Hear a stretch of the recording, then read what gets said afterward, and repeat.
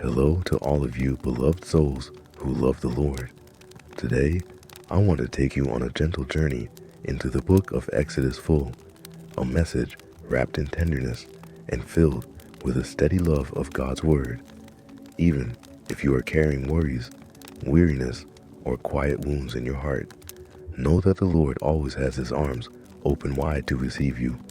He holds you with unwavering love, and in this moment, you are invited to let your heart rest softly in that love.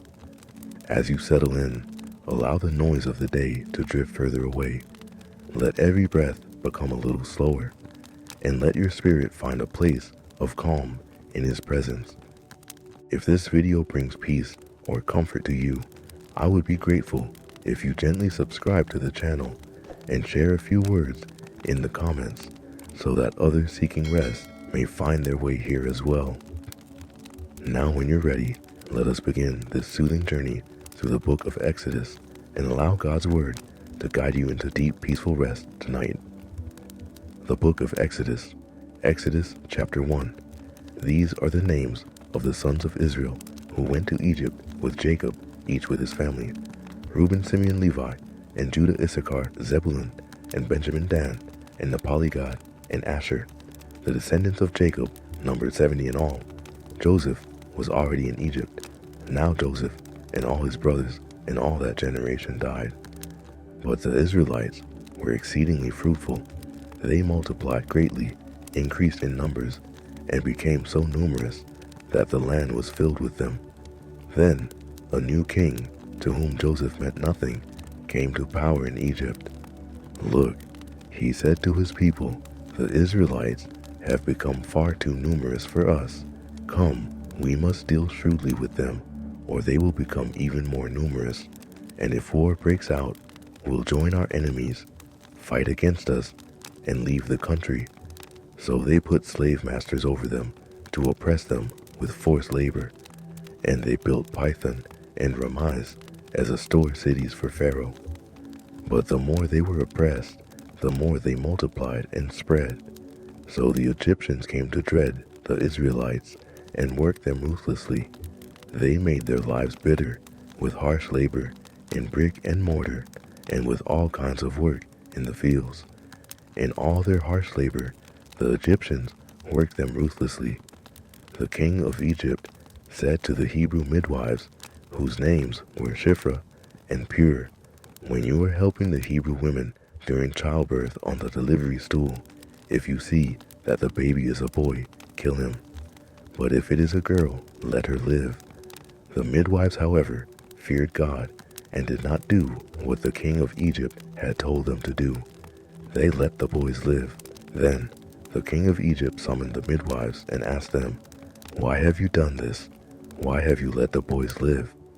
The midwives answered Pharaoh, "Hebrew women are not like Egyptian women. They are vigorous and give birth before the midwives arrive." So God was kind to the midwives, and the people increased and became even more numerous. And because the midwives feared God, he gave them families of their own.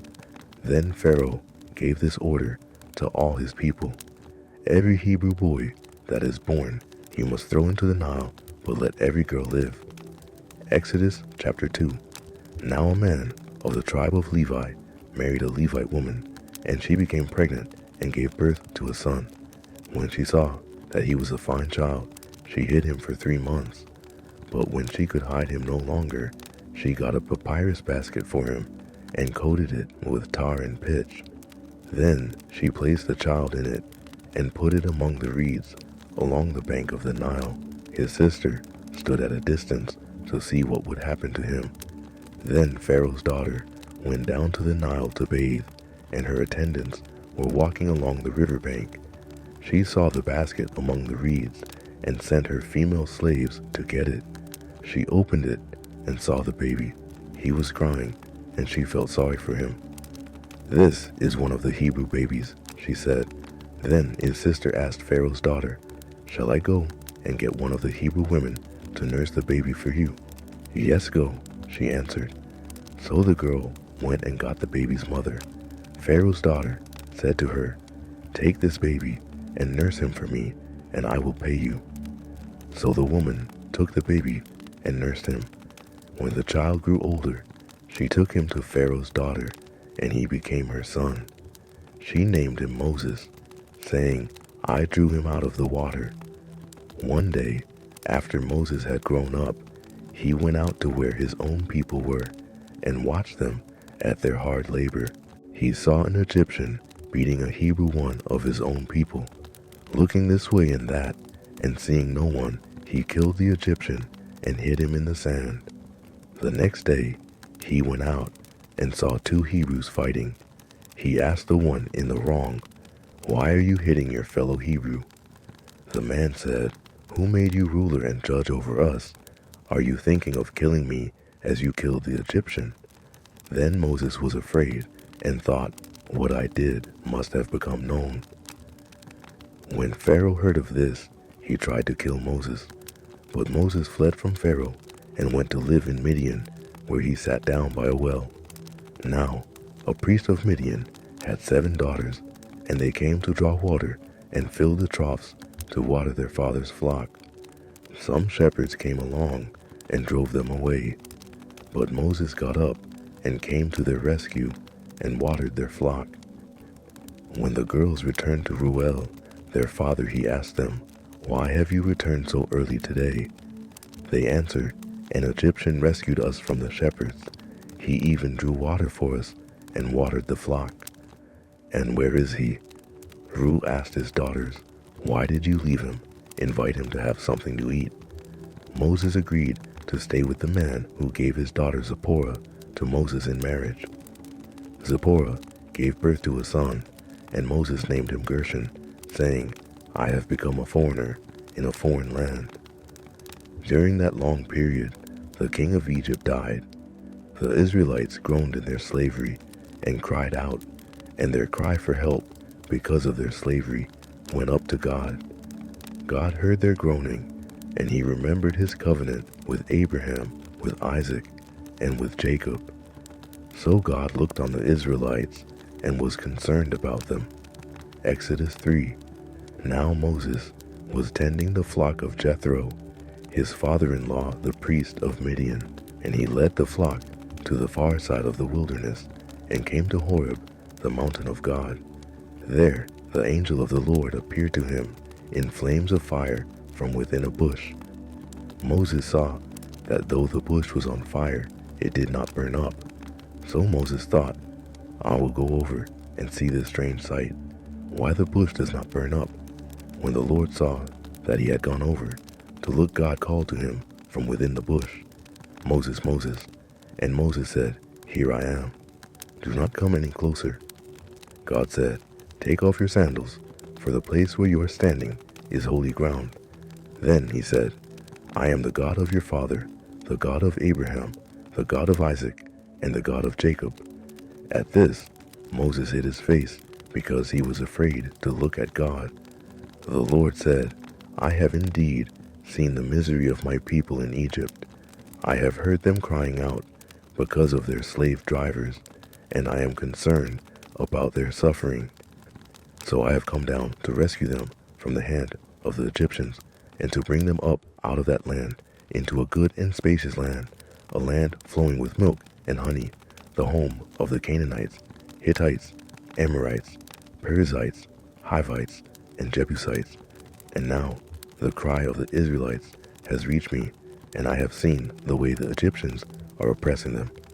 So now go, I'm sending you to Pharaoh to bring my people, the Israelites, out of Egypt." But Moses said to God, "Who am I that I should go to Pharaoh and bring the Israelites out of Egypt?" And God said, "I will be with you, and this will be the sign to you that it is I who have sent you. When you have brought the people out of Egypt, you will worship God on this mountain." Moses said to God, "Suppose I go to the Israelites and say to them, 'The God of your fathers has sent me to you,' and they ask me, 'What is his name?' Then what shall I tell them?" God said to Moses, "I am who I am. This is what you are to say to the Israelites. I am has sent me to you." God also said to Moses, "Say to the Israelites, the Lord, the God of your fathers, the God of Abraham, the God of Isaac, and the God of Jacob, has sent me to you. This is my name forever, the name you shall call me from generation to generation. Go assemble the elders of Israel, and say to them, the Lord, the God of your fathers, the God of Abraham, Isaac, and Jacob, appeared to me and said, I have watched over you, and have seen what has been done to you in Egypt, and I have promised to bring you up out of your misery in Egypt into the land of the Canaanites, Hittites, Amorites, Perizzites, Hivites, and Jebusites, a land flowing with milk and honey. The elders of Israel will listen to you. Then you and the elders are to go to the king of Egypt and say to him, the Lord, the God of the Hebrews, has met with us. Let us take a 3-day journey into the wilderness to offer sacrifices to the Lord our God. But I know that the king of Egypt will not let you go unless a mighty hand compels him. So I will stretch out my hand and strike the Egyptians with all the wonders that I will perform among them. After that, he will let you go, and I will make the Egyptians favorably disposed towards his people, so that when you leave, you will not go empty-handed. Every woman is to ask her neighbor and any woman living in her house for articles of silver and gold, and for clothing, which you will put on your sons and daughters. And so you will plunder the Egyptians. Exodus 4. Moses answered, what if they do not believe me or listen to me and say, the Lord did not appear to you? Then the Lord said to him, what is that in your hand? A staff, he replied. The Lord said, throw it on the ground. Moses threw it on the ground, and it became a snake, and he ran from it. Then the Lord said to him, reach out your hand and take it by the tail. So Moses reached out and took hold of the snake, and it turned back into a staff in his hand. This said, the Lord is so, that they may believe that the Lord, the God of their fathers, the God of Abraham, the God of Isaac, and the God of Jacob, has appeared to you. Then the Lord said, put your hand inside your cloak. So Moses put his hand into his cloak, and when he took it out, the skin was leprous. It had become as white as snow. Now put it back into your cloak, he said. So Moses put his hand back into his cloak, and when he took it out, it was restored like the rest of his flesh. Then the Lord said, if they do not believe you or pay attention to the first sign, they may believe the second. But if they do not believe these 2 signs, or listen to you take some water from the Nile and pour it on the dry ground, the water you take from the river will become blood on the ground. Moses said to the Lord, pardon your servant, Lord. I have never been eloquent, neither in the past, nor since you have spoken to your servant. I am slow of speech and tongue. The Lord said to him, who gave human beings their mouths? Who makes them deaf or mute? Who gives them sight or makes them blind? Is it not I the Lord? Now go. I will help you speak and will teach you what to say. But Moses said, pardon your servant, Lord. Please send someone else. Then the Lord's anger burned against Moses, and he said, what about your brother Aaron the Levite? I know he can speak well. He is already on his way to meet you, and he will be glad to see you. You shall speak to him and put words in his mouth. I will help both of you speak and will teach you what to do. He will speak to the people for you, and it will be as if he were your mouth and as if you were God to him. But take this star in your hand so that you can perform the signs with it. Then Moses went back to Jethro, his father-in-law, and said to him, let me return to my own people in Egypt to see if any of them are still alive. Jethro said, go, and I wish you well. Now the Lord had said to Moses in Midian, go back to Egypt, for all those who wanted to kill you are dead. So Moses took his wife and sons, put them on a donkey, and started back to Egypt. And he took the staff of God in his hand. The Lord said to Moses, when you return to Egypt, see that you perform before Pharaoh all the wonders I have given you the power to do, but I will harden his heart so that he will not let the people go. Then say to Pharaoh, this is what the Lord says. Israel is my firstborn son, and I told you, let my son go, so that he may worship me. But you refused to let him go. So I will kill your firstborn son. At a lodging place, on the way, the Lord met Moses and was about to kill him. But Zipporah took a flint knife cut of her son's foreskin and touched Moses' feet with it. Surely you are a bridegroom of blood to me, she said. So the Lord let him alone. At that time, she said, bridegroom of blood, referring to circumcision. The Lord said to Aaron, go into the wilderness to meet Moses. So he met Moses at the mountain of God and kissed him.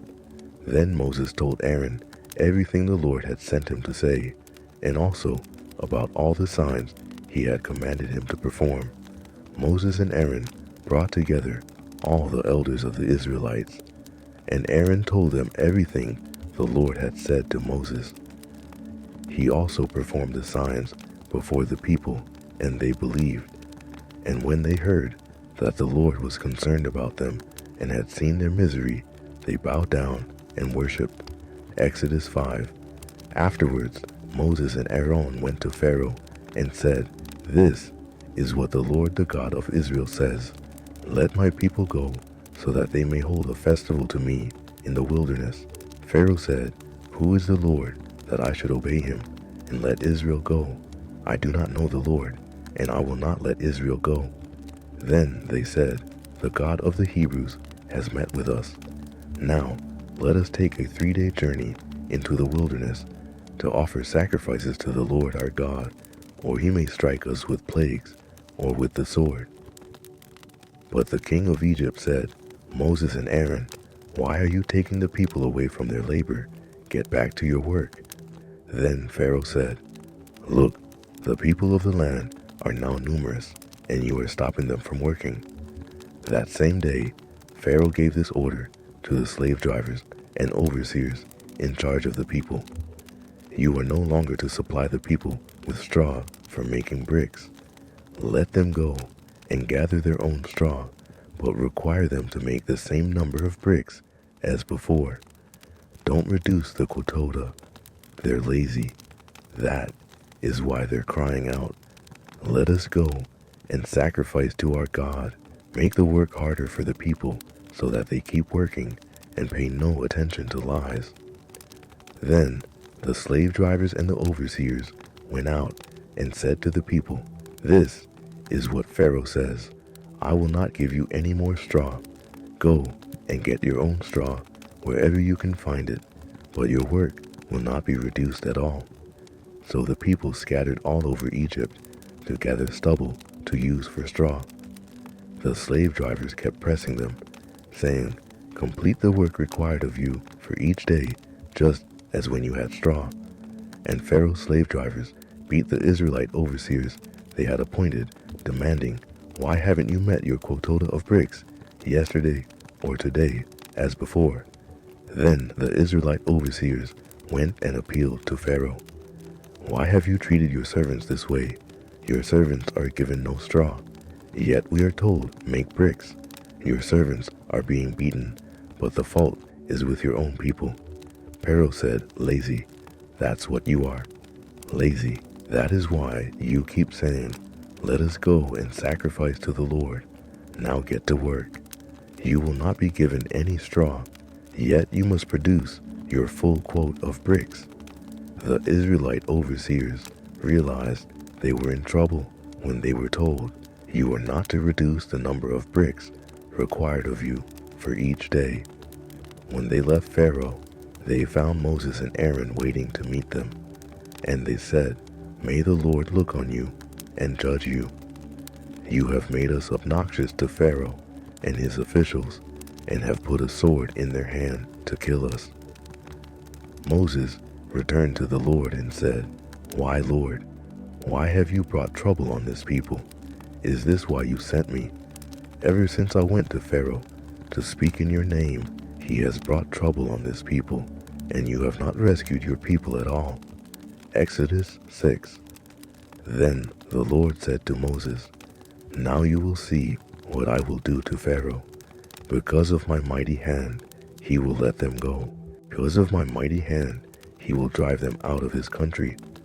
God also said to Moses, "I am the Lord. I appeared to Abraham, to Isaac, and to Jacob as God Almighty, but by my name, the Lord, I did not make myself known to them. I also established my covenant with them to give them the land of Canaan, where they resided as foreigners. Moreover, I have heard the groaning of the Israelites, whom the Egyptians are enslaving, and I have remembered my covenant. Therefore, say to the Israelites, I am the Lord, and I will bring you out from under the yoke of the Egyptians. I will free you from being slaves to them. I will redeem you with an outstretched arm and with mighty acts of judgment. I will take you as my own people, and I will be your God. Then you will know that I am the Lord your God, who has brought you out from under the yoke of the Egyptians. And I will bring you to the land I swore with uplifted hand to give to Abraham, to Isaac, and to Jacob. I will give it to you as a possession. I am the Lord." Moses reported this to the Israelites, but they did not listen to him because of their discouragement and harsh labor. Then the Lord said to Moses, "Go tell Pharaoh king of Egypt to let the Israelites go out of his country." But Moses said to the Lord, "If the Israelites will not listen to me, why would Pharaoh listen to me, since I speak with faltering lips?" Now the Lord spoke to Moses and Aaron about the Israelites and Pharaoh king of Egypt, and he commanded them to bring the Israelites out of Egypt. These were the heads of their families. The sons of Reuben, the firstborn of Israel, were Hanok and Palu Hezron and Carmi. These were the clans of Reuben. The sons of Simeon were Jul, Jamin, Bohad, Jas, and Zohar, and Shu, the son of a Canaanite woman. These were the clans of Simeon. These were the names of the sons of Levi, according to their records: Gershon, Kohath, and Mari. Levi lived 137 years. The sons of Gershon by clans were Libni and Shimei. The sons of Kohath were Omram, Isa, Hebron, and Aziel. Kohath lived 133 years. The sons of Merari were Merari and Mioshi. These were the clans of Levi, according to their records. Amram married his father's sister Jochebed, who bore him Aaron of Moses. Amram lived 137 years. The sons of Izhar were Kor, Nepha, and Zekai. The sons of Aziel were Mishael, Elphan, and Chitri. Aaron married Elishaba, daughter of Aminadab and sister of Naron, and she bore him Nab, and Abiu, Eleazar, and Ither. The sons of Korah were Asa, Elka, and Abiasaph. These were the Kerit clans. Eleazar, son of Aaron, married one of the daughters of Putiel, and she bore him Phinehas. These were the heads of the Levite families, clan by clan. It was this Aaron and Moses to whom the Lord had said, "Bring the Israelites out of Egypt by their divisions." They were the ones who spoke to Pharaoh king of Egypt about bringing the Israelites out of Egypt, this same Moses and Aaron. Now, when the Lord spoke to Moses in Egypt, he said to him, "I am the Lord. Tell Pharaoh king of Egypt everything I tell you." But Moses said to the Lord, "Since I speak with faltering lips, why would Pharaoh listen to me?" Exodus 7. Then the Lord said to Moses, "See, I have made you like God to Pharaoh, and your brother Aaron will be your prophet. You are to say everything I command you, and your brother Aaron is to tell Pharaoh to let the Israelites go out of his country. But I will harden Pharaoh's heart, and though I multiply my signs and wonders in Egypt, he will not listen to you. Then I will lay my hand on Egypt, and with mighty acts of judgment I will bring out my divisions. My people the Israelites and the Egyptians will know that I am the Lord when I stretch out my hand against Egypt and bring the Israelites out of it." Moses and Aaron did just as the Lord commanded them. Moses was 80 years old, and Aaron 83 when they spoke to Pharaoh. The Lord said to Moses and Aaron, When Pharaoh says to you, perform a miracle, then say to Aaron, take your staff and throw it down before Pharaoh, and it will become a snake. So Moses and Aaron went to Pharaoh and did just as the Lord commanded. Aaron threw his staff down in front of Pharaoh and his officials, and it became a snake. Pharaoh then summoned the wise men and sorcerers, and the Egyptian magicians also did the same things by their secret arts. Each one threw down his staff, and it became a snake, but Aaron's staff swallowed up their staff. Yet Pharaoh's heart became hard, and he would not listen to them, just as the Lord had said. Then the Lord said to Moses, Pharaoh's heart is unyielding. He refuses to let the people go. Go to Pharaoh in the morning as he goes out to the river. Confront him on the bank of the Nile, and take in your hand the staff that was changed into a snake. Then say to him, the Lord, the God of the Hebrews, has sent me to say to you, let my people go, so that they may worship me in the wilderness. But until now you have not listened. This is what the Lord says. By this you will know that I am the Lord. With this staff that is in my hand, I will strike the water of the Nile, and it will be changed into blood. The fish in the Nile will die, and the river will stink. The Egyptians will not be able to drink its water. The Lord said to Moses, tell Aaron, take your staff and stretch out your hand over the waters of Egypt, over the streams and canals, over the ponds and all the reservoirs, and they will turn to blood. Blood will be everywhere in Egypt, even in vessels of wood and stone. Moses and Aaron did just as the Lord had commanded. He raised his staff in the presence of Pharaoh and his officials, and struck the water of the Nile, and all the water was changed into blood. The fish in the Nile died, and the river smelled so bad that the Egyptians could not drink its water. Blood was everywhere in Egypt, but the Egyptian magicians did the same things by their secret arts, and Pharaoh's heart became hard. He would not listen to Moses and Aaron, just as the Lord had said. Instead, he turned and went into his palace and did not take even this to heart. And all the Egyptians dug along the Nile to get drinking water, because they could not drink the water of the river. 7 days passed after the Lord struck the Nile. Exodus 8. Then the Lord said to Moses, go to Pharaoh and say to him, this is what the Lord says, let my people go, so that they may worship me. If you refuse to let them go, I will send a plague of frogs on your whole country. The Nile will tea with frogs. They will come up into your palace and your bedroom, and onto your bed, into the houses of your officials, and on your people, and into your ovens and kneading troughs. The frogs will come up on you and your people and all your officials. Then the Lord said to Moses, tell Aaron, stretch out your hand with your staff over the streams and canals and ponds, and make frogs come up on the land of Egypt. So Aaron stretched out his hand over the waters of Egypt, and the frogs came up and covered the land. But the magicians did the same things by their secret arts. They also made frogs come up on the land of Egypt. Pharaoh summoned Moses and Aaron and said, pray to the Lord to take the frogs away from me and my people, and I will let your people go to offer sacrifices to the Lord. Moses said to Pharaoh, I leave to you the honor of setting the time for me to pray for you and your officials and your people, that you and your houses may be rid of the frogs, except for those that remain in the Nile. Tomorrow, Pharaoh said. Moses replied, it will be as you say, so that you may know there is no one like the Lord our God. The frogs will leave you and your houses, your officials, and your people. They will remain only in the Nile. After Moses and Aaron left Pharaoh, Moses cried out to the Lord about the frogs he had brought on Pharaoh, and the Lord did what Moses asked. The frogs died in the houses, in the courtyards, and in the fields. They were piled into heaps, and the land reeked of them. But when Pharaoh saw that there was relief, he hardened his heart and would not listen to Moses and Aaron, just as the Lord had said.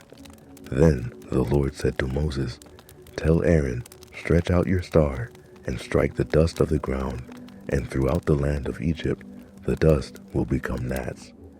They did this, and when Aaron stretched out his hand with the staff and struck the dust of the ground, gnats came on people and animals. All the dust throughout the land of Egypt became gnats. But when the magicians tried to produce gnats by their secret arts, they could not.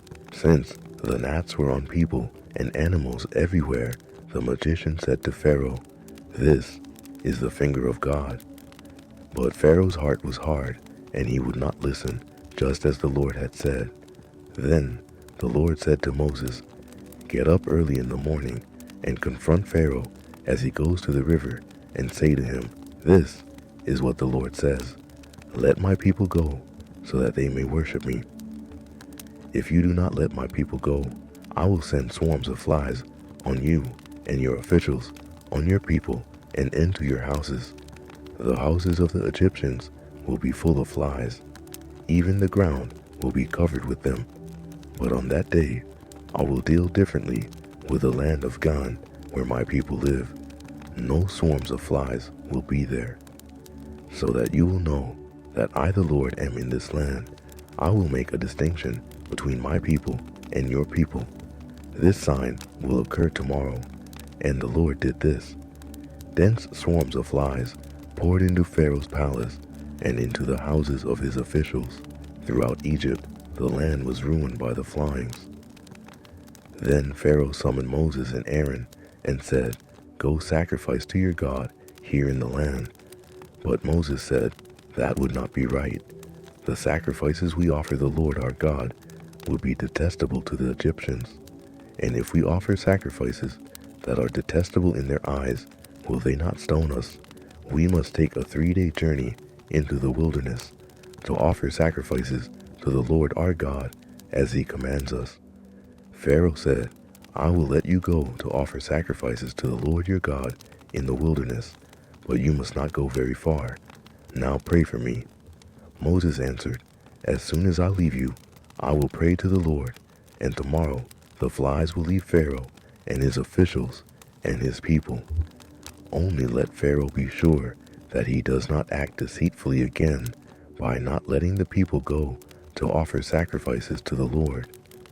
Then Moses left Pharaoh and prayed to the Lord, and the Lord did what Moses asked. The flies left Pharaoh and his officials and his people. Not a fly remained. But this time also Pharaoh hardened his heart and would not let the people go. Exodus 9. Then the Lord said to Moses, "Go to Pharaoh and say to him, 'This is what the Lord, the God of the Hebrews, says. Let my people go, so that they may worship me. If you refuse to let them go and continue to hold them back, the hand of the Lord will bring a terrible plague on your livestock in the field, on your horses, donkeys, and camels, and on your cattle, sheep, and goats. But the Lord will make a distinction between the livestock of Israel and that of Egypt, so that no animal belonging to the Israelites will die.' The Lord set a time and said, 'Tomorrow the Lord will do this in the land.' And the next day the Lord did it.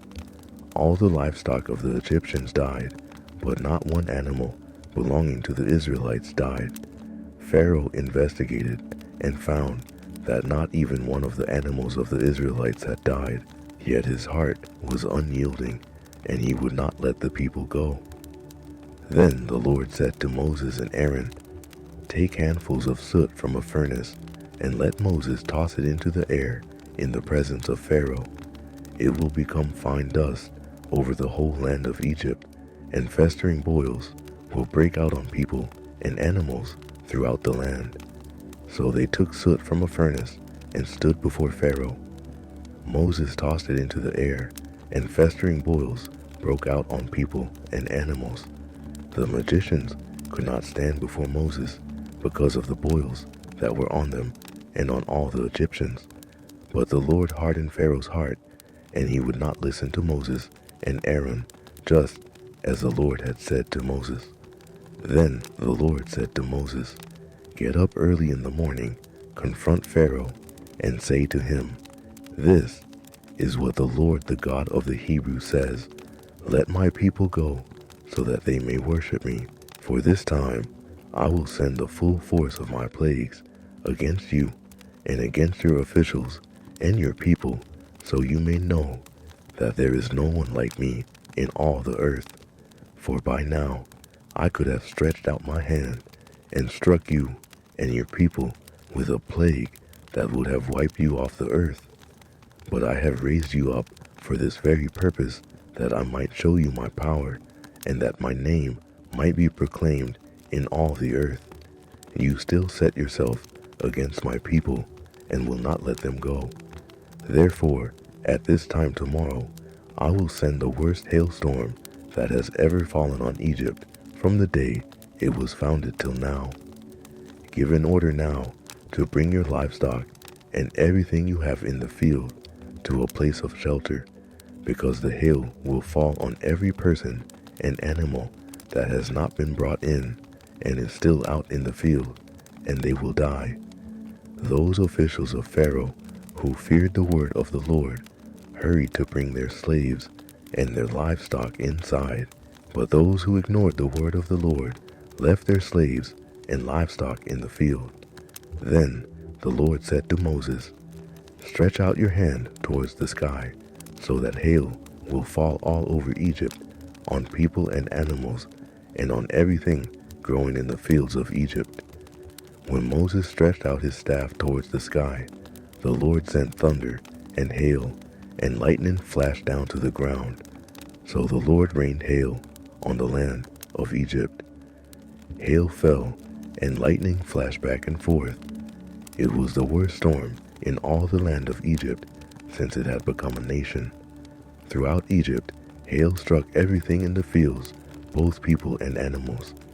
It beat down everything growing in the fields and stripped every tree. The only place it did not hail was the land of Ghan, where the Israelites were. Then Pharaoh summoned Moses and Aaron. "This time I have sinned," he said to them. "The Lord is in the right, and I and my people are in the wrong. Pray to the Lord, for we have had enough thunder and hail. I will let you go. You don't have to stay any longer." Moses replied, "When I have gone out of the city, I will spread out my hands in prayer to the Lord. The thunder will stop, and there will be no more hail. So you may know that the earth is the Lord's. But I know that you and your officials still did not fear the Lord God. The flax and barley were destroyed, since the barley was in the ear, and the flax was in bloom. The wheat and spelt, however, were not destroyed, because they ripened later." Then Moses left Pharaoh and went out of the city. He spread his hands towards the Lord. The thunder and hail stopped, and the rain no longer poured down on the land. When Pharaoh saw that the rain and hail and thunder had stopped, he sinned again. He and his officials hardened their hearts. So Pharaoh's heart was hard, and he would not let the Israelites go, just as the Lord had said through Moses. Exodus chapter 10. Then the Lord said to Moses, "Go to Pharaoh, for I have hardened his heart and the hearts of his officials, so that I may perform these signs of mine among them, that you may tell your children and grandchildren how I dealt harshly with the Egyptians, and how I performed my signs among them, and that you may know that I am the Lord." So Moses and Aaron went to Pharaoh and said to him, "This is what the Lord, the God of the Hebrews, says. How long will you refuse to humble yourself before me? Let my people go, so that they may worship me. If you refuse to let them go, I will bring locusts into your country tomorrow. They will cover the face of the ground so that it cannot be seen.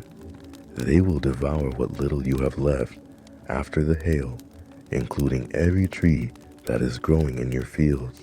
They will fill your houses and those of all your officials and all the Egyptians, something neither your parents nor your ancestors have ever seen from the day they settled in this land till now." Then Moses turned and left Pharaoh.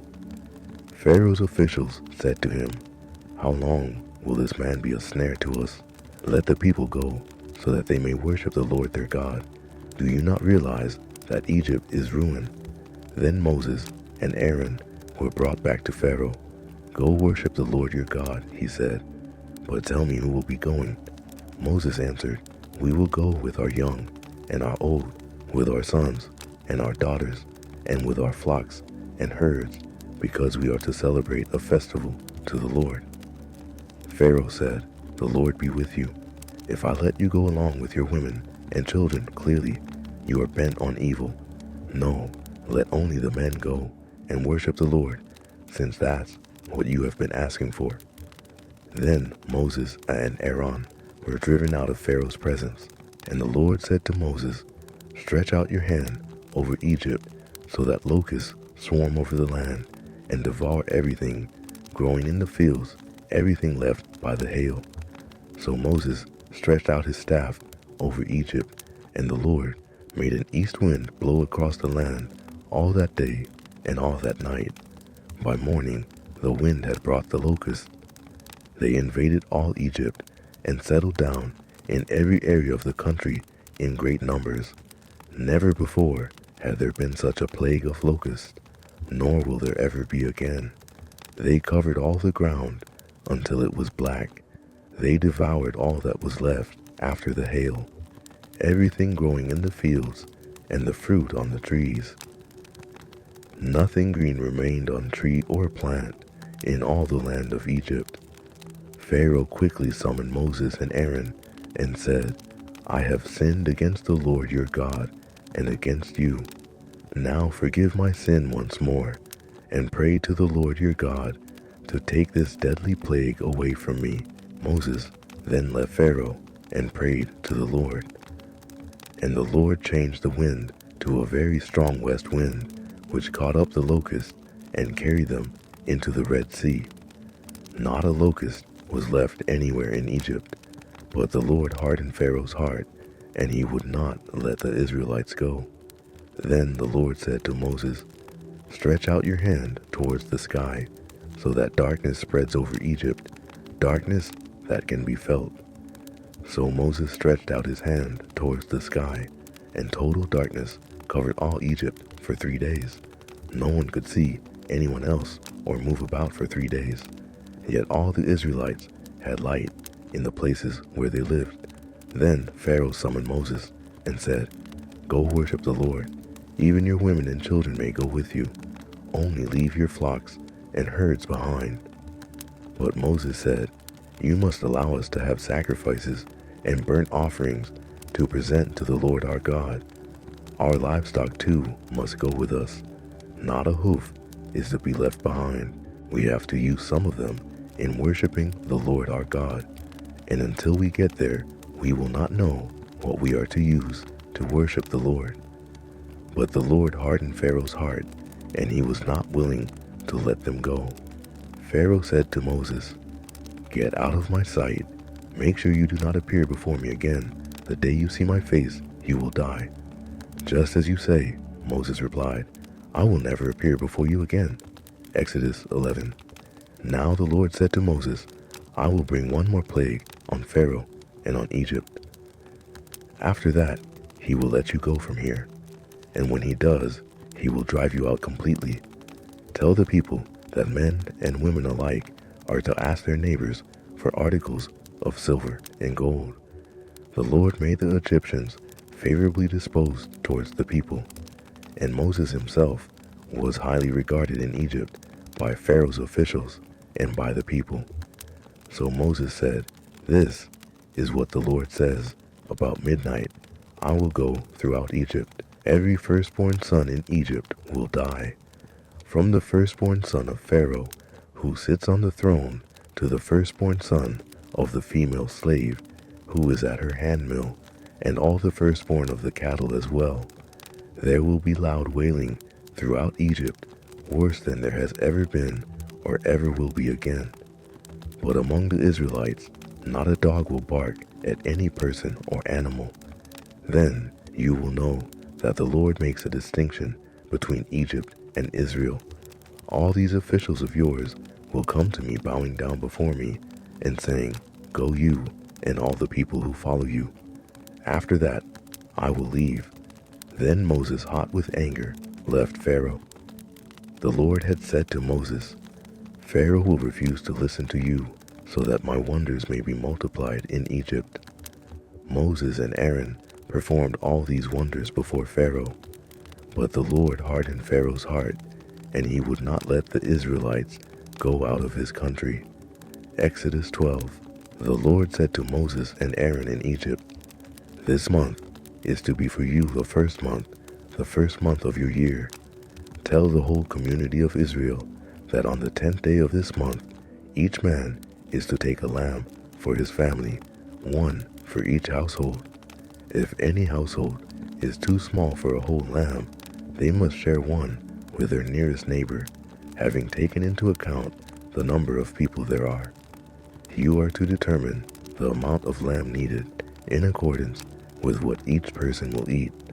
The animals you choose must be year-old males, without defect, and you may take them from the sheep or the goats. Take care of them until the 14th day of the month, when all the members of the community of Israel must slaughter them at twilight. Then they are to take some of the blood and put it on the sides and tops of the door frames of the houses where they eat the lambs. That same night they are to eat the meat roasted over the fire, along with bitter herbs and bread made without yeast. Do not eat the meat raw or boiled in water, but roast it over a fire with the head, legs, and internal organs. Do not leave any of it till morning. If some is left till morning, you must burn it. This is how you are to eat it: with your cloak tucked into your belt, your sandals on your feet, and your staff in your hand. Eat it in haste. It is the Lord's Passover. On that same night, I will pass through Egypt and strike down every firstborn of both people and animals, and I will bring judgment on all the gods of Egypt. I am the Lord. The blood will be a sign for you on the houses where you are, and when I see the blood, I will pass over you. No destructive plague will touch you when I strike Egypt. This is a day you are to commemorate. For the generations to come, you shall celebrate it as a festival to the Lord, a lasting ordinance. For 7 days you are to eat bread made without yeast. On the first day, remove the yeast from your houses, for whoever eats anything with yeast in it from the first day until the 7th must be cut off from Israel. On the first day, hold a sacred assembly, and another one on the 7th day. Do no work at all on these days, except to prepare food for everyone to eat. That is all you may do. Celebrate the festival of unleavened bread, because it was on this very day that I brought your divisions out of Egypt. Celebrate this day as a lasting ordinance for the generations to come. In the first month you are to eat bread made without yeast. From the evening of the 14th day until the evening of the 21st day, for 7 days, no yeast is to be found in your houses. And anyone, whether foreigner or native born, who eats anything with yeast in it must be cut off from the community of Israel. Eat nothing made with yeast. Wherever you live, you must eat unleavened bread. Then Moses summoned all the elders of Israel and said to them, "Go at once and select the animals for your families and slaughter the Passover lamb. Take a bunch of hyssop, dip it into the blood in the basin, and put some of the blood on the top and on both sides of the door frame. None of you shall go out of the door of your house until morning. When the Lord goes through the land to strike down the Egyptians, he will see the blood on the top and sides of the door frame, and will pass over that doorway, and he will not permit the destroyer to enter your houses and strike you down. Obey these instructions as a lasting ordinance for you and your descendants. When you enter the land that the Lord will give you as he promised, Observe this ceremony, and when your children ask you, 'What does this ceremony mean to you?' then tell them, 'It is the Passover sacrifice to the Lord, who passed over the houses of the Israelites in Egypt and spared our homes when he struck down the Egyptians.' Then the people bowed down and worshipped. The Israelites did just what the Lord commanded Moses and Aaron. At midnight, the Lord struck down all the firstborn in Egypt, from the firstborn of Pharaoh, who sat on the throne, to the firstborn of the prisoner who was in the dungeon, and the firstborn of all the livestock as well. Pharaoh and all his officials and all the Egyptians got up during the night, and there was loud wailing in Egypt, for there was not a house without someone dead.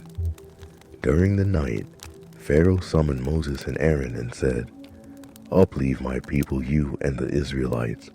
Go worship the Lord as you have requested.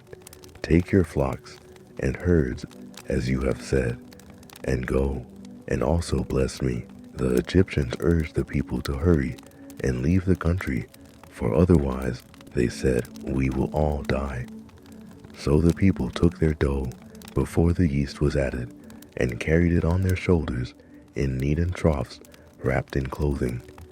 The Israelites did as Moses instructed, and asked the Egyptians for articles of silver and gold, and for clothing. The Lord had made the Egyptians favorably disposed towards the people, and they gave them what they asked for. So they plundered the Egyptians. The Israelites journeyed from Ramesses to Succoth. There were about 600,000 men on foot, besides women and children. Many other people went up with them, and also large droves of livestock, both flocks and herds. With the dough the Israelites had brought from Egypt, they baked loaves of unleavened bread. The dough was without yeast, because they had been driven out of Egypt and did not have time to prepare food for themselves. Now, the length of time the Israelite people lived in Egypt was 430 years. At the end of 430 years, to the very day, all the Lord's divisions left Egypt. Because the Lord kept vigil at night to bring them out of Egypt on this night, all the Israelites are to keep vigil to honor the Lord for the generations to come. The Lord said to Moses and Aaron, "These are the regulations for the Passover meal. No foreigner may eat it. Any slave you have bought may eat it after you have circumcised him. But a temporary resident or a hired worker may not eat it. It must be eaten inside the house. Take none of the meat outside the house. Do not break any of the bones. The whole community of Israel must celebrate it. A foreigner residing among you who wants to celebrate the Lord's Passover must have all the males in his household circumcised. Then he may take part like one born in the land. No uncircumcised male may eat it. The same law applies both to the native-born and to the foreigner residing among you.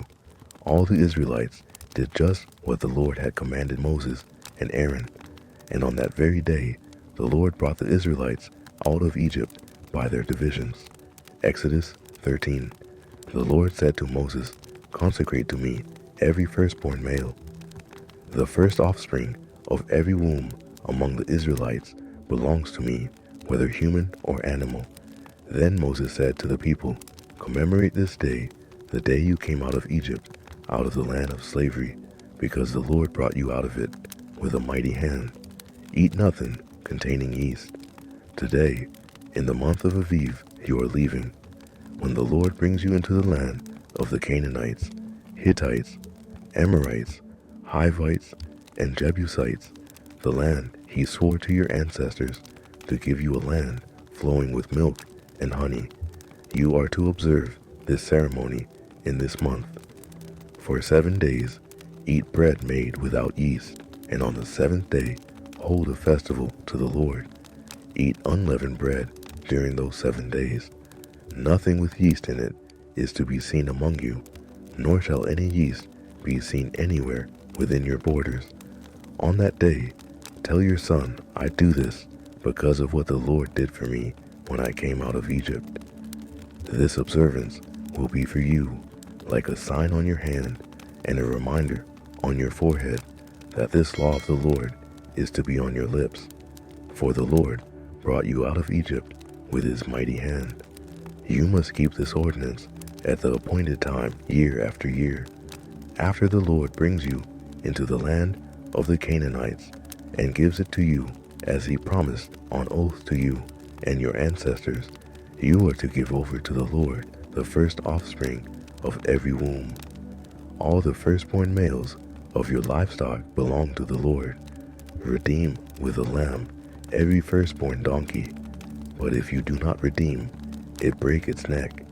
Redeem every firstborn among your son. In the days to come, when your son asks you, "What does this mean?" say to him with a mighty hand, "The Lord brought us out of Egypt, out of the land of slavery." When Pharaoh stubbornly refused to let us go, the Lord killed the firstborn of both people and animals in Egypt. This is why I sacrifice to the Lord the first male offspring of every womb and redeem each of my firstborn son, and it will be like a sign on your hand and a symbol on your forehead that the Lord brought us out of Egypt with his mighty hand. When Pharaoh let the people go, God did not lead them on the road through the Philistine country, though that was shorter. For God said, if they face war, they might change their minds and return to Egypt. So God led the people around by the desert road towards the Red Sea. The Israelites went up out of Egypt ready for battle. Moses took the bones of Joseph with him because Joseph had made the Israelites swear an oath. He had said, "God will surely come to your aid, and then you must carry my bones up with you from this place." After leaving Succoth, they camped at Etham on the edge of the desert.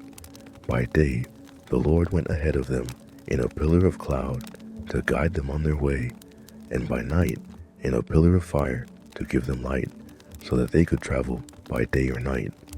Neither the pillar of cloud by day nor the pillar of fire by night left its place in front of the people. Exodus 14. Then the Lord said to Moses, "Tell the Israelites to turn back and camp near Pi-hahiroth between Umdal and the sea. They are to camp by the sea directly opposite Bela-Zephon. Pharaoh will think the Israelites are wandering around the land in confusion hemmed in by the desert, and I will harden Pharaoh's heart, and he will pursue them. But I will gain glory for myself through Pharaoh and all his army, and the Egyptians will know that I am the Lord." So the Israelites did this when the king of Egypt was told that the people had fled Pharaoh, and his officials changed their minds about them and said, "What have we done?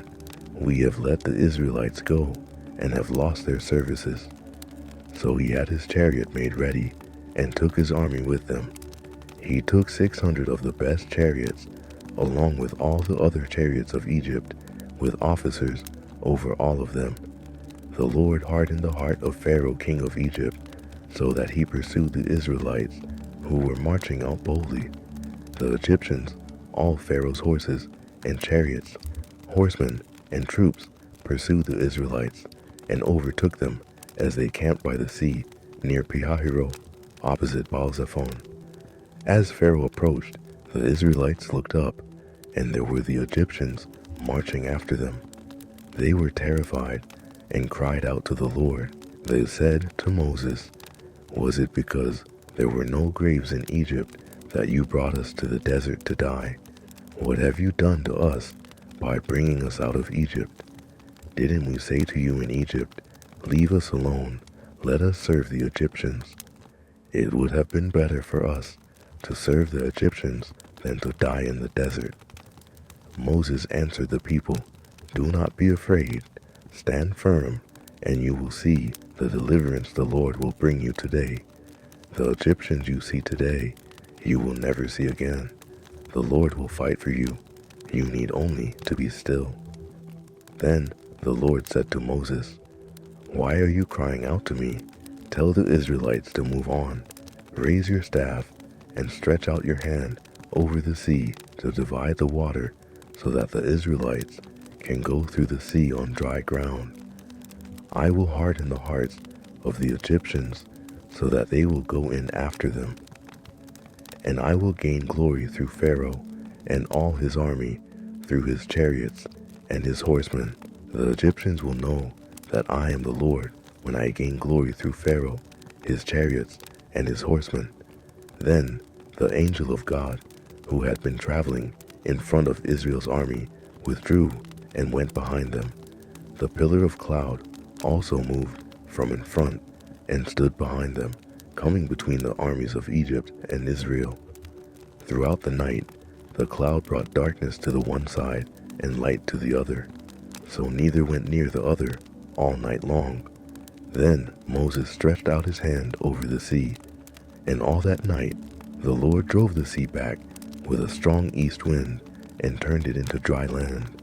The waters were divided, and the Israelites went through the sea on dry ground with a wall of water on their right and on their left.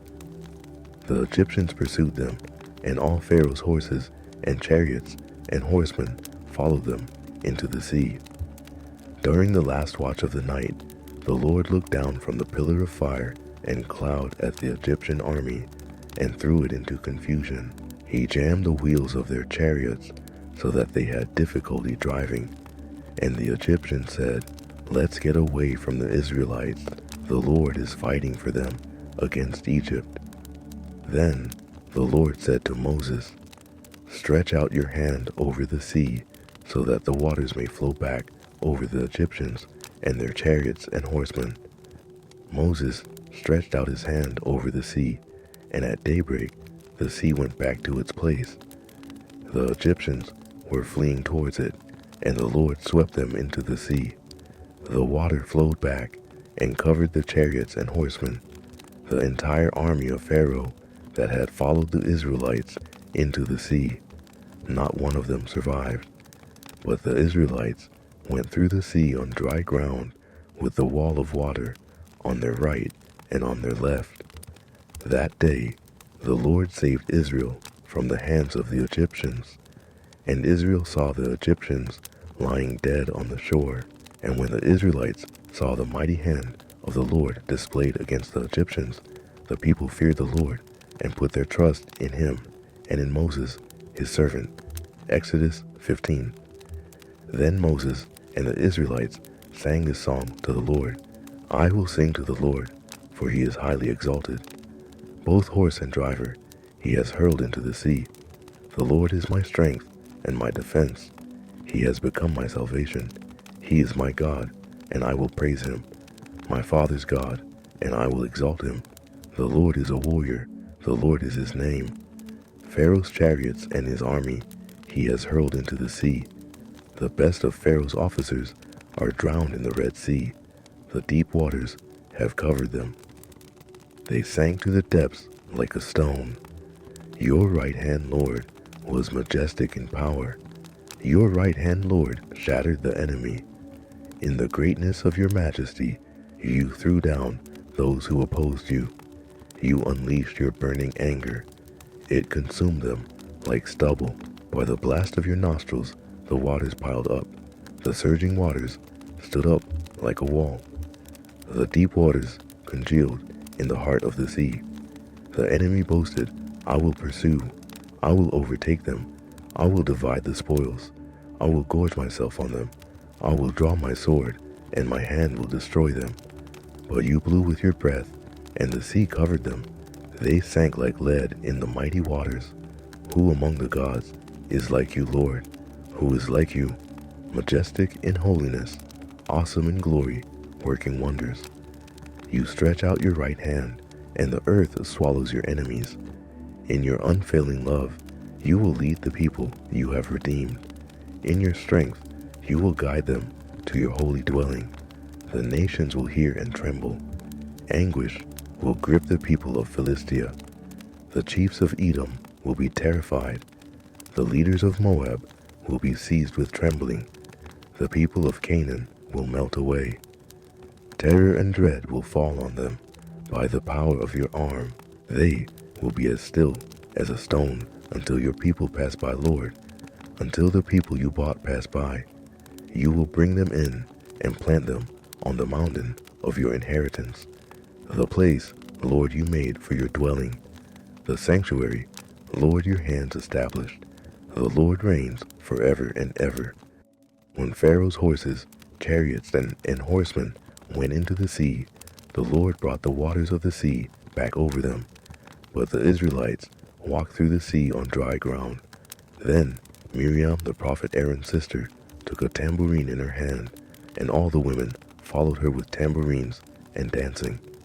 Miriam sang to them, "Sing to the Lord, for he is highly exalted, both horse and driver he has hurled into the sea." Then Moses led Israel from the Red Sea, and they went into the desert of Shur. For 3 days they traveled in the desert without finding water. When they came to Marah, they could not drink its water, because it was bitter. That is why the place is called Marah. So the people grumbled against Moses, saying, "What are we to drink?" Then Moses cried out to the Lord, and the Lord showed him a piece of wood. He threw it into the water, and the water became fit to drink. There the Lord issued a ruling and instruction for them and put them to the test. He said, "If you listen carefully to the Lord your God and do what is right in his eyes, if you pay attention to his commands and keep all his decrees, I will not bring on you any of the diseases I brought on the Egyptians, for I am the Lord who heals you." Then they came to Elim, where there were 12 springs and 70 palm trees, and they camped there near the water. Exodus 16. The whole Israelite community set out from Elim and came to the desert of Sin, which is between Elim and Si, on the 15th day of the 2nd month after they had come out of Egypt. In the desert, the whole community grumbled against Moses and Aaron. The Israelites said to them, "If only we had died by the Lord's hand in Egypt. There we sat around pots of meat and ate all the food we wanted.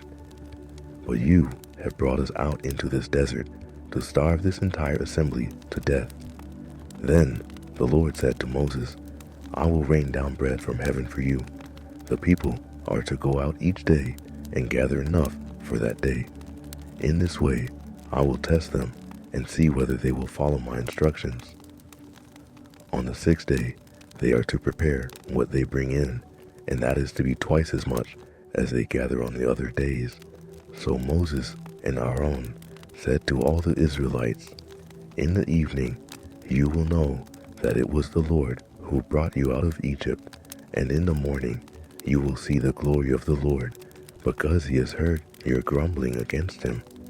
Who are we that you should grumble against us?"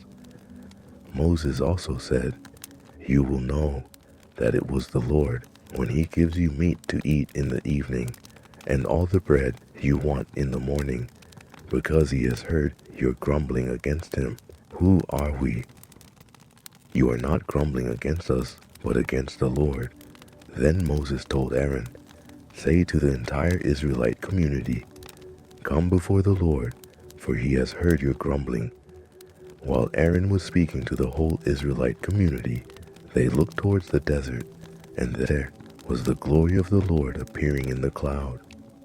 The Lord said to Moses, "I have heard the grumbling of the Israelites. Tell them at twilight, you will eat meat, and in the morning you will be filled with bread. Then you will know that I am the Lord your God." That evening quail came and covered the camp, and in the morning there was a layer of dew around the camp. When the dew was gone, thin flakes like frost on the ground appeared on the desert floor. When the Israelites saw it, they said to each other, "What is it?" But they did not know what it was. Moses said to them, "It is the bread the Lord has given you to eat. This is what the Lord has commanded. Everyone is to gather as much as they need. Take an ohm for each person you have in your tent." The Israelites did as they were told. Some gathered much, some little, and when they measured it by the one who gathered much did not have too much, and the one who gathered little did not have too little. Everyone had gathered just as much as they needed. Then Moses said to them, "No one is to keep any of it until morning." However, some of them paid no attention to Moses. They kept part of it until morning, but it was full of maggots and began to smell. So Moses was angry with them. Each morning, everyone gathered as much as they needed, and when the sun grew hot, it melted away. On the sixth day, they gathered twice as much too for each person, and the leaders of the community came and reported this to Moses. He said to them, "This is what the Lord commanded.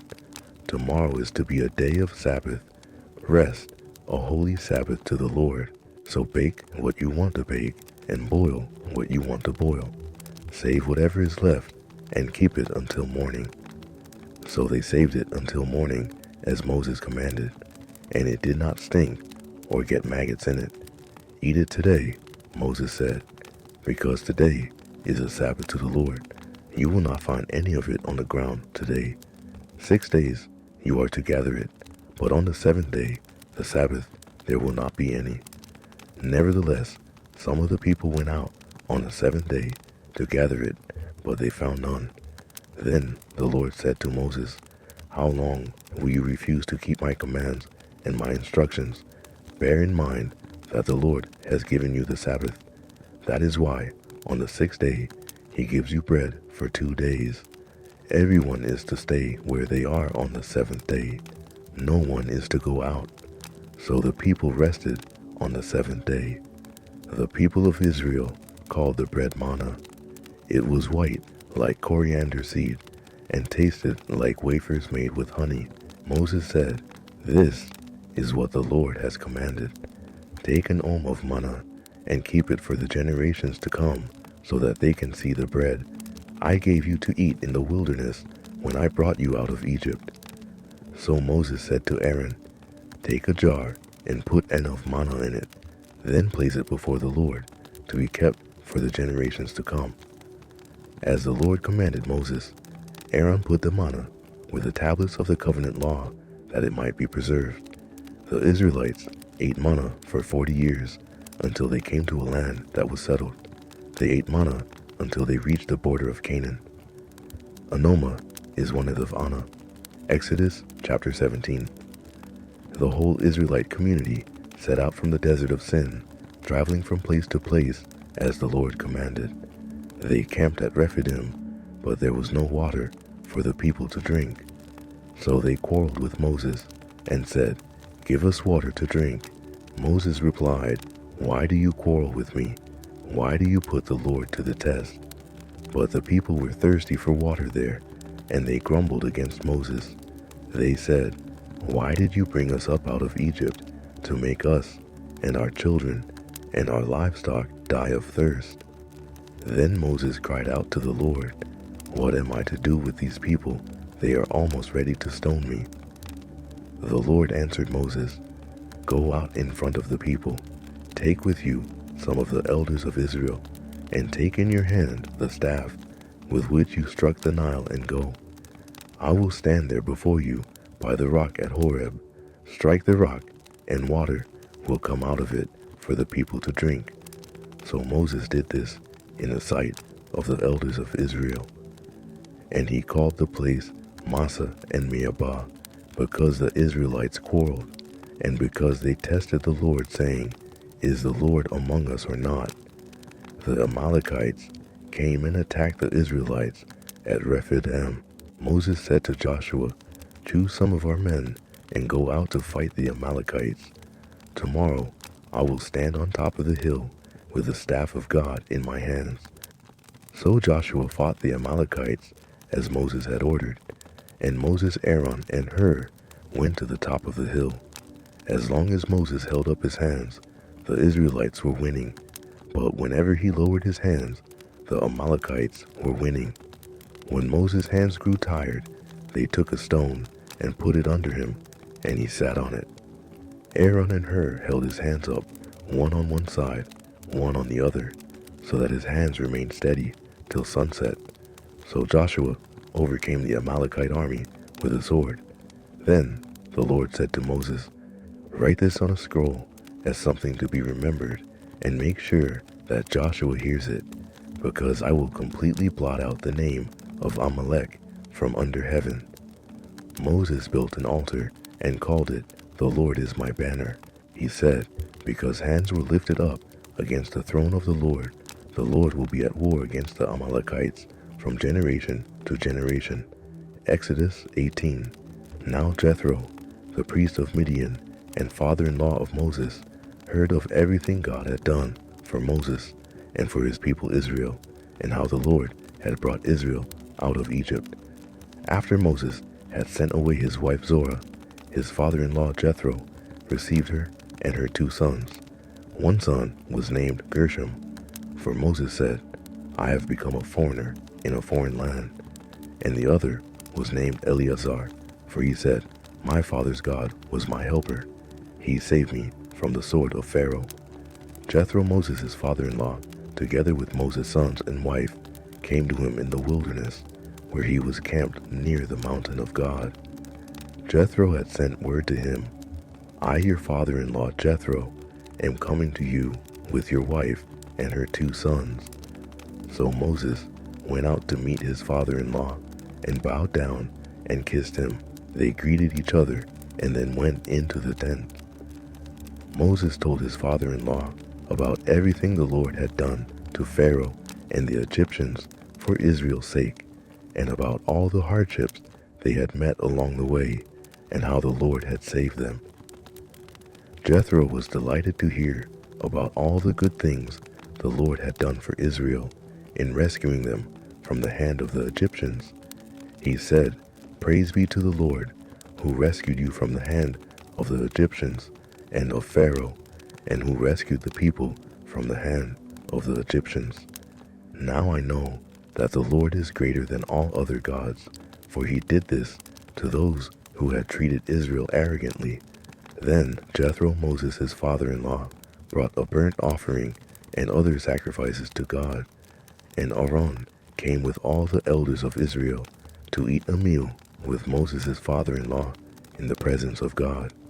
The next day Moses took his seat to serve as judge for the people, and they stood round him from morning till evening. When his father-in-law saw all that Moses was doing for the people, he said, "What is this you are doing for the people? Why do you alone sit as judge, while all these people stand around you from morning till evening?" Moses answered him, "Because the people come to me to seek God's will.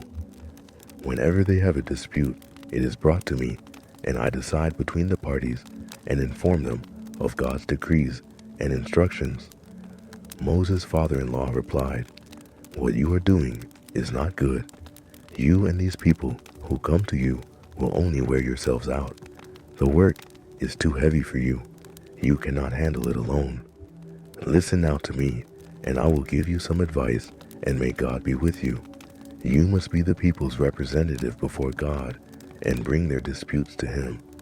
Teach them his decrees and instructions, and show them the way they are to live and how they are to behave. But select capable men from all the people, men who fear God, trustworthy men who hate dishonest gain, and appoint them as officials over thousands, hundreds, fifties, and tens. Let them serve as judges for the people at all times, but let them bring every difficult case to you. The simple cases they can decide themselves. That will make your load lighter, because they will share it with you. If you do this, and God so command, you will be able to stand the strain, and all these people will go home satisfied." Moses listened to his father-in-law and did everything he said. He chose capable men from all Israel and made them leaders of the people, officials over thousands, hundreds, fifties, and tens. They served as judges for the people at all times. The difficult cases they brought to Moses, but the simple ones they decided themselves. Then Moses sent his father-in-law on his way, and Jethro returned to his own country. Exodus 19. On the first day of the 3rd month after the Israelites left Egypt, on that very day they came to the desert of Sinai. After they set out from Rephidim, they entered the desert of Sin, and Israel camped there in the desert in front of the mountain. Then Moses went up to God, and the Lord called to him from the mountain and said, "This is what you are to say to the descendants of Jacob, and what you are to tell the people of Israel. You yourselves have seen what I did to Egypt, and how I carried you on eagle's wings and brought you to myself. Now, if you obey me fully and keep my covenant, then out of all nations you will be my treasured possession. Although the whole earth is mine, you will be for me a kingdom of priests and a holy nation. These are the words you are to speak to the Israelites." So Moses went back and summoned the elders of the people and set before them all the words the Lord had commanded him to speak. The people all responded together, "We will do everything the Lord has said." So Moses brought their answer back to the Lord.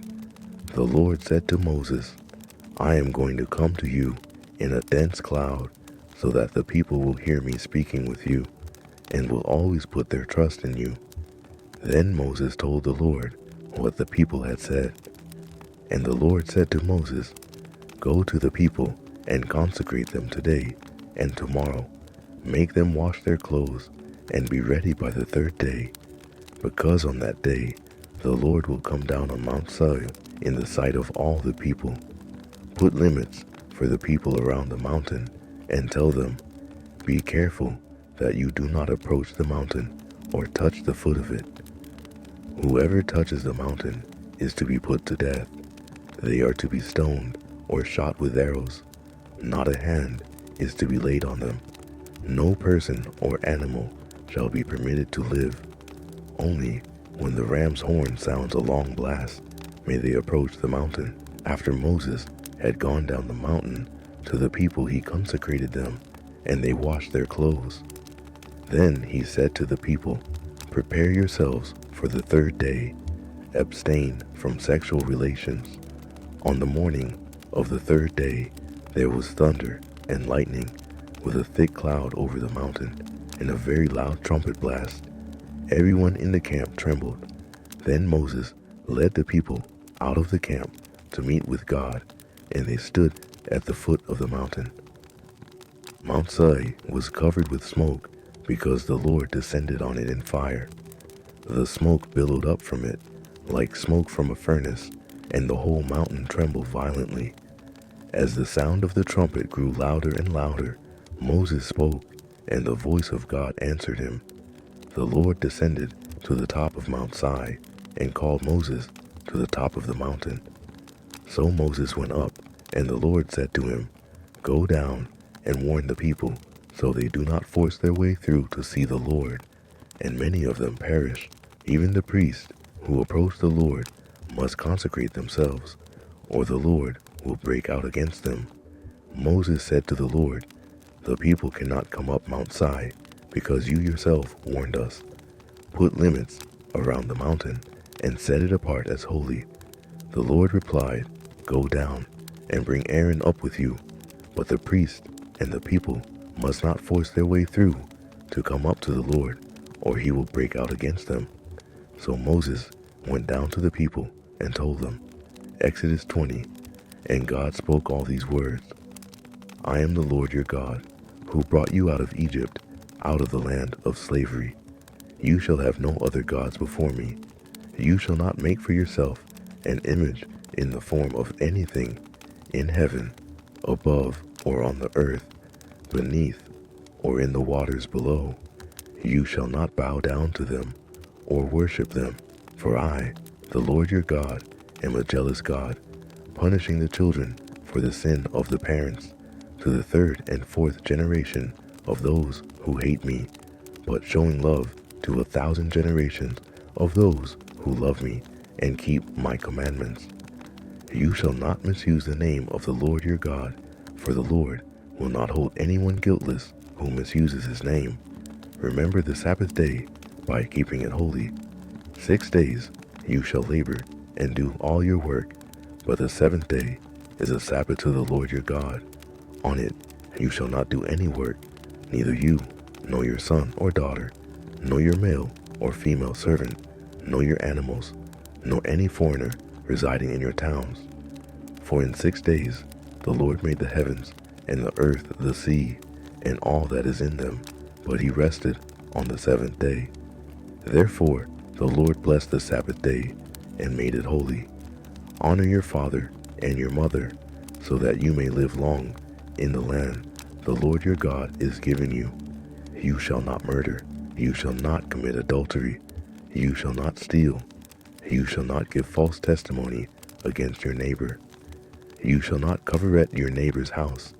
You shall not covet your neighbor's wife, or his male or female servant, his ox or donkey, or anything that belongs to your neighbor. When the people saw the thunder and lightning, and heard the trumpet, and saw the mountain in smoke, they trembled with fear. They stayed at a distance and said to Moses, "Speak to us yourself, and we will listen, but do not let God speak to us, or we will die." Moses said to the people, "Do not be afraid. God has come to test you, so that the fear of God will be with you to keep you from sinning." The people remained at a distance while Moses approached the thick darkness where God was. Then the Lord said to Moses, "Tell the Israelites this: You have seen for yourselves that I have spoken to you from heaven. Do not make any gods to be alongside me. Do not make for yourselves gods of silver or gods of gold. Make an altar of earth for me, and sacrifice on it your burnt offerings and fellowship offerings, your sheep and goats, and your cattle. Wherever I cause my name to be honored, I will come to you and bless you. If you make an altar of stones for me, do not build it with dressed stones, for you will defile it if you use a tool on it.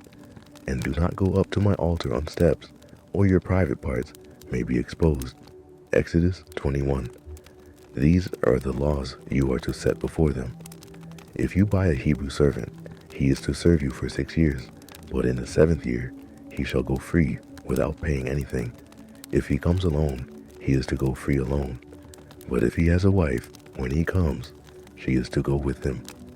If his master gives him a wife, and she bears him sons or daughters, the woman and her children shall belong to her master, and only the man shall go free. But if the servant declares, "I love my master and my wife and children, and do not want to go free," then his master must take him before the judges. He shall take him to the door or the doorpost, and pierce his ear with an awl. Then he will be his servant for life. If a man sells his daughter as a servant, she is not to go free as male servants do. If she does not please the master, who has selected her for himself, he must let her be redeemed. He has no right to sell her to foreigners, because he has broken faith with her. If he selects her or his son, he must grant her the rights of a daughter. If he marries another woman, he must not deprive the first one of her food, clothing, and marital rights. If he does not provide her with these 3 things, she is to go free without any payment of money. Anyone who strikes a person with a fatal blow is to be put to death. However, if it is not done intentionally, but God lets it happen, they are to flee to a place I will designate. But if anyone schemes and kills someone deliberately, that person is to be taken from my altar and put to death. Anyone who attacks their father or mother is to be put to death. Anyone who kidnaps someone is to be put to death, whether the victim has been sold or is still in the kidnapper's possession. Anyone who curses their father or mother is to be put to death. If people quarrel and one person hits another with a stone or with their fist, and the victim does not die but is confined to bed, the one who struck the blow will not be held liable if the other can get up and walk around outside with the staff. However, the guilty party must pay the injured person for any loss of time and see that the victim is completely healed. Anyone who beats their male or female slave with a rod must be punished if the slave dies as a direct result. but they are not to be punished if the slave recovers after a day or two, since the slave is their property. If people are fighting and hit a pregnant woman and she gives birth prematurely, but there is no serious injury, the offender must be fined whatever the woman's husband demands and the court allows. But if there is serious injury, you are to take life for life, eye for eye, tooth for tooth, hand for hand, foot for foot, burn for burn, wound for wound, bruise for bruise. An owner who hits a male or female slave in the eye and destroys it must let the slave go free to compensate for the eye. And an owner who knocks out the tooth of a male or female slave must let the slave go free to compensate for the tooth. If a bull gores a man or woman to death, the bull is to be stoned to death, and its meat must not be eaten. But the owner of the bull will not be held responsible. If, however, the bull has had the habit of goring, and the owner has been warned, but has not kept it penned up, and it kills a man or woman, the bull is to be stoned, and its owner also is to be put to death. However, if payment is demanded, the owner may redeem his life by the payment of whatever is demanded. This law also applies if the bull gores a son or a daughter. If the bull gores a male or female slave, the owner must pay 30 shekels of silver to the master of the slave, and the bull is to be stoned to death. If anyone uncovers a pit or digs one and fails to cover it, and an ox or donkey falls into it, the one who opened the pit must pay the owner for the loss and take the dead animal in exchange. If anyone's bull injures someone else's bull and it dies, the two parties are to sell the live one and divide both the money and the dead animal equally. However, if it was known that the bull had the habit of goring, yet the owner did not keep it penned up, the owner must pay animal for animal and take the dead animal in exchange. Exodus chapter 22. Whoever steals an ox or a sheep and slaughters it or sells it must pay back 5 head of cattle for the ox and 4 sheep for the sheep. If a thief is caught breaking in at night and is struck a fatal blow, the defender is not guilty of bloodshed. But if it happens after sunrise, the defender is guilty of bloodshed. Anyone who steals must certainly make restitution, but if they have nothing, they must be sold to pay for their theft. If the stolen animal is found alive in their possession, whether ox or donkey or sheep, they must pay back double. If anyone grazes their livestock in a field or vineyard and lets them stray, and they graze in someone else's field, the offender must make restitution from the best of their own field or vineyard. If a fire breaks out and spreads into thorn bushes, so that it burns sheaf of corn, or standing corn, or the whole field, the one who started the fire must make restitution. If anyone gives a neighbor silver or goods for safekeeping, and they are stolen from the neighbor's house, the thief, if caught, must pay back double. But if the thief is not found, the owner of the house must appear before the judges, and they must determine whether the owner of the house has laid hands on the other person's property. In all cases of illegal possession of an ox, a donkey, a sheep, a garment, or any other lost property about which somebody says this is mine, both parties are to bring their cases before the judges. The one whom the judges declare guilty must pay back double to the other.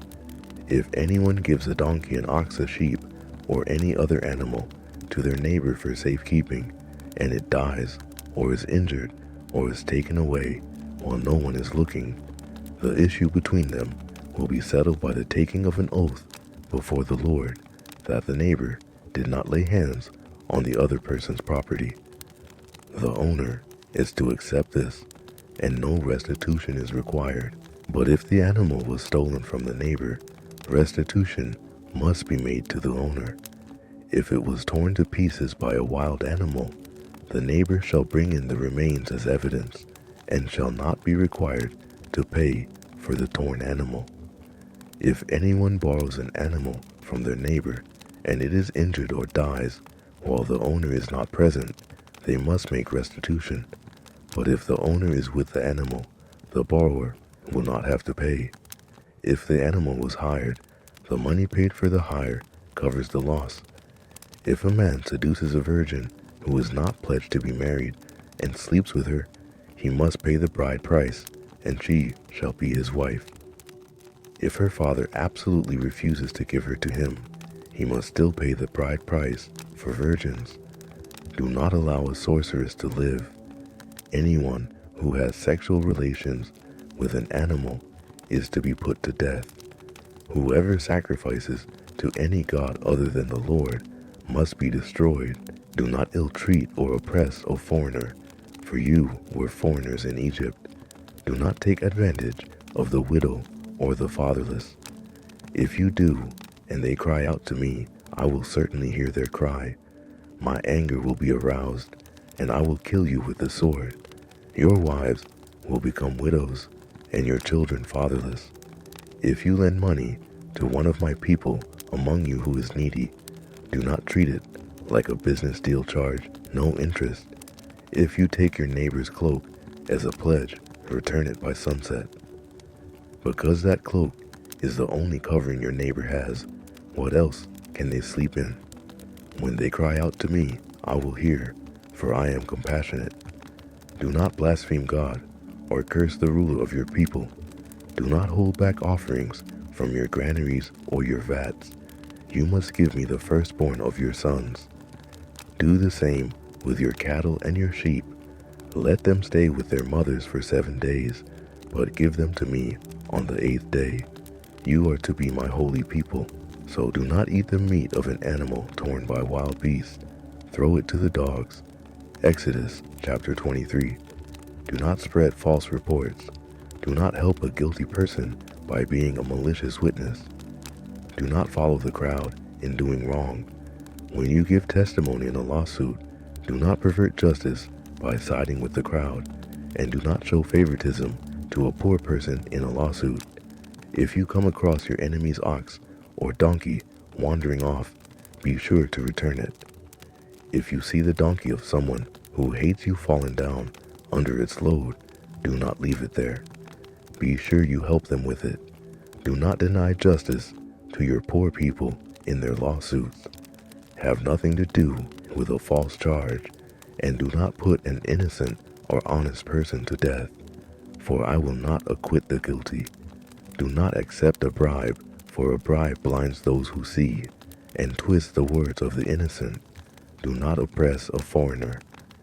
You yourselves know how it feels to be foreigners, because you were foreigners in Egypt. For 6 years you are to sow your fields and harvest the crops, but during the 7th year let the land lie unplowed and unused. Then the poor among your people may get food from it, and the wild animals may eat what is left. Do the same with your vineyard and your olive grove. 6 days do your work, but on the 7th day do not work, so that your ox and your donkey may rest, and so that the slave born in your household and the foreigner living among you may be refreshed. Be careful to do everything I have said to you. Do not invoke the names of other gods. Do not let them be heard on your lips. 3 times a year you are to celebrate a festival to me. Celebrate the festival of unleavened bread. For 7 days eat bread made without yeast, as I commanded you. Do this at the appointed time in the month of Aviv, for in that month you came out of Egypt. No one is to appear before me empty-handed. Celebrate the festival of harvest with the first fruits of the crops you sow in your field. Celebrate the festival of ingathering at the end of the year, when you gather in your crops from the field. 3 times a year all the men are to appear before the sovereign Lord. Do not offer the blood of a sacrifice to me along with anything containing yeast. The fat of my festival offerings must not be kept until morning. Bring the best of the first fruits of your soil to the house of the Lord your God. Do not cook a young goat in its mother's milk. See, I am sending an angel ahead of you to guard you along the way and to bring you to the place I have prepared. Pay attention to him and listen to what he says. Do not rebel against him. He will not forgive your rebellion, since my name is in him. If you listen carefully to what he says and do all that I say, I will be an enemy to your enemies and will oppose those who oppose you. My angel will go ahead of you and bring you into the land of the Amorites, Hittites, Perizzites, Canaanites, Hivites, and Jebusites, and I will wipe them out. Do not bow down before their gods, or worship them, or follow their practices. You must demolish them and break their sacred stones to pieces. Worship the Lord your God, and his blessing will be on your food and water. I will take away disease from among you, and none will miscarry or be barren in your land. I will give you a full lifespan. I will send my terror ahead of you and throw into confusion every nation you encounter. I will make all your enemies turn their backs and run. I will send a hornet ahead of you to drive the Hivites, Canaanites, and Hittites out of your way. But I will not drive them out in a single year, because the land would become desolate and the wild animals too numerous for you. Little by little, I will drive them out before you until you have increased enough to take possession of the land. I will establish your borders from the Red Sea to the Mediterranean Sea, and from the desert to the Euphrates River. I will give into your hands the people who live in the land, and you will drive them out before you. Do not make a covenant with them or with their gods. Do not let them live in your land, or they will cause you to sin against me, because the worship of their gods will certainly be a snare to you. Exodus chapter 24. Then the Lord said to Moses, Come up to the Lord, you and Aaron Nadab and Abihu, and 70 of the elders of Israel. You are to worship at a distance, but Moses alone is to approach the Lord. The others must not come near, and the people may not come up with him. When Moses went and told the people all the Lord's words and laws, they responded with one voice, Everything the Lord has said, we will do. Moses then wrote down everything the Lord has said. He got up early the next morning and built an altar at the foot of the mountain and set up 12 stone pillars representing the 12 tribes of Israel. Then he sent young Israelite men, and they offered burnt offerings and sacrificed young bulls as fellowship offerings to the Lord. Moses took half of the blood and put it in bowls, and the other half he splashed against the altar. Then he took the book of the covenant and read it to the people. They responded, We will do everything the Lord has said. We will obey. Moses then took the blood, sprinkled it on the people, and said, This is the blood of the covenant that the Lord has made with you in accordance with all these words. Moses and Aaron Nadab and Abihu and the 70 elders of Israel went up and saw the God of Israel. Under his feet was something like a pavement made of lapis lazuli, as bright blue as the sky. But God did not raise his hand against these leaders of the Israelites. They saw God, and they ate and drank. The Lord said to Moses, Come up to me on the mountain and stay here, and I will give you the tablets of stone with the law and commandments I have written for their instruction. Then Moses set out with Joshua, his assistant, and Moses went up on the mountain of God. He said to the elders, Wait here for us until we come back to you. Aaron and Hur are with you, and anyone involved in a dispute can go to them. When Moses went up on the mountain, the cloud covered it, and the glory of the Lord settled on Mount Sinai. For 6 days the cloud covered the mountain, and on the 7th day the Lord called to Moses from within the cloud. To the Israelites, the glory of the Lord looked like a consuming fire on top of the mountain. Then Moses entered the cloud as he went on up the mountain, and he stayed on the mountain 40 days and 40 nights. Exodus 25. The Lord said to Moses, Tell the Israelites to bring me an offering. You are to receive the offering from me, from everyone whose heart prompts them to give. These are the offerings you are to receive from them: gold, silver, and bronze, blue, purple, and scarlet yarn, and fine linen goat hair, ramekins dyed red, and another type of durable leather acacia wood, olive oil for the light spices, for the anointing oil, and for the fragrant incense, and onyx stones, and other gems, to be mounted on the ephod and breastpiece. Then let them make a sanctuary for me, and I will dwell among them. Make this tabernacle and all its furnishings exactly like the pattern I will show you. Let them make an ark of acacia wood, 2 cubits long, a cubit and a half wide, and a cubit and a half high. Overlay it with pure gold, both inside and out, and make a gold molding around it. Cast 4 gold rings for it, and fasten them to its 4 feet, with 2 rings on one side and 2 rings on the other. Then make poles of acacia wood, and overlay them with gold. Insert the poles into the rings on the sides of the ark to carry it. The poles that are remain in the rings of this ark, they are not to be removed. Then put in the ark the tablets of the covenant law, which I will give you. Make an atonement cover of pure gold 2.5 cubits long, and a cubit and a half wide, and make 2 cherubim out of hammered gold at the ends of the cover. Make 1 cherub on one end, and the second cherub on the other. Make the cherubim of one piece, with a cover at the 2 ends. The cherubim are to have their wings spread upwards, overshadowing the cover with them. The cherubim are to face each other, looking towards the cover. Place the cover on top of the ark, and put in the ark the tablets of the covenant law that I will give you.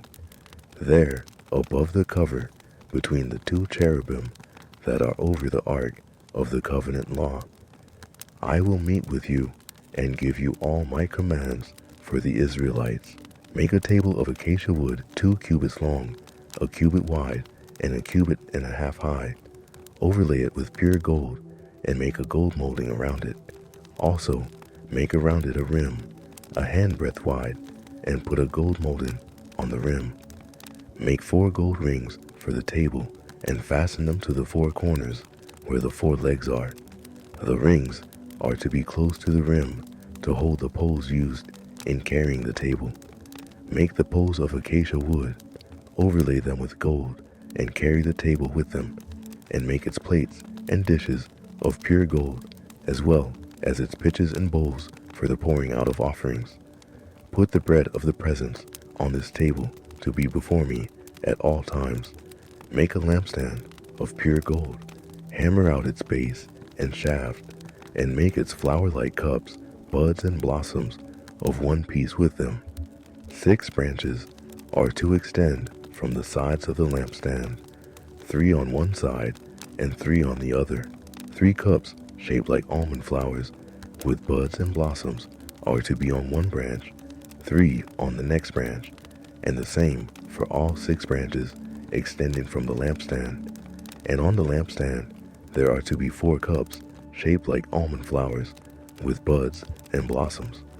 1 bud shall be under the first pair of branches extending from the lampstand, a second bud under the second pair, and a third bud under the third pair, 6 branches in all. The buds and branches shall all be of one piece, with the lampstand hammered out of pure gold. Then make it 7 lamps, and set them up on it, so that they light the space in front of it. Its wick trimmers and trays are to be of pure gold. A talent of pure gold is to be used for the lampstand and all these accessories. See that you make them according to the pattern shown you on the mountain. Exodus 26. Make the tabernacle with 10 curtains of finely twisted linen and blue, purple, and scarlet yarn, with cherubim woven into them by a skilled worker. All the curtains are to be the same size, 28 cubits long and 4 cubits wide. Join 5 of the curtains together and do the same with the other 5. Make loops of blue material along the edge of the end curtain in one set, and do the same with the end curtain in the other set. Make 50 loops on one curtain and 50 loops on the end curtain of the other set with the loops opposite each other. Then make 50 gold clasps and use them to fasten the curtains together so that the tabernacle is a unit. Make curtains of goat hair for the tent over the tabernacle, 11 altogether.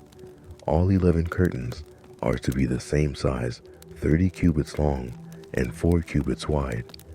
Join 5 of the curtains together into one set and the other 6 into another set. Fold the 6th curtain double at the front of the tent. Make 50 loops along the edge of the end curtain in one set and also along the edge of the end curtain in the other set. Then make 50 bronze clasps and put them in the loops to fasten the tent together as a unit.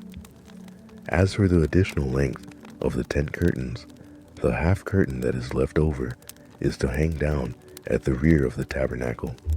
The tent curtains will be a cubit longer on both sides.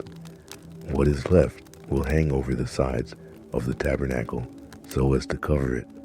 Make for the tent a covering of ramekins dyed red, and over that a covering of other durable leather.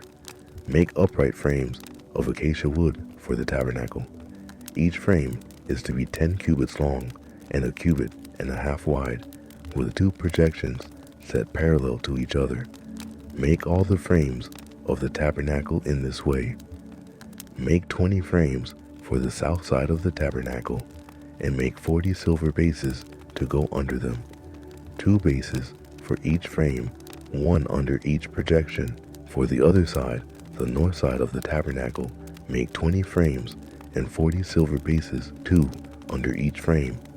Make 6 frames for the far end, that is the west end of the tabernacle, and make 2 frames for the corners at the far end. At these 2 corners, they must be doubled from the bottom all the way to the top and fitted into a single ring. Both shall be like that. So there will be 8 frames and 16 silver bases, 2 under each frame.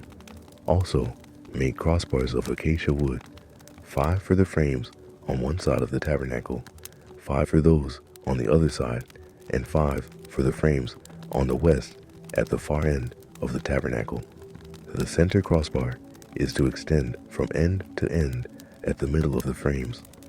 Overlay the frames with gold and make gold rings to hold the crossers. Also, overlay the crossbars with gold.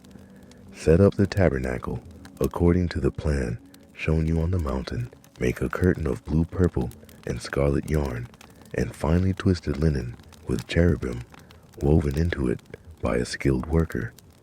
Hang it with gold hooks on 4 posts of acacia wood overlaid with gold and standing on 4 silver bases.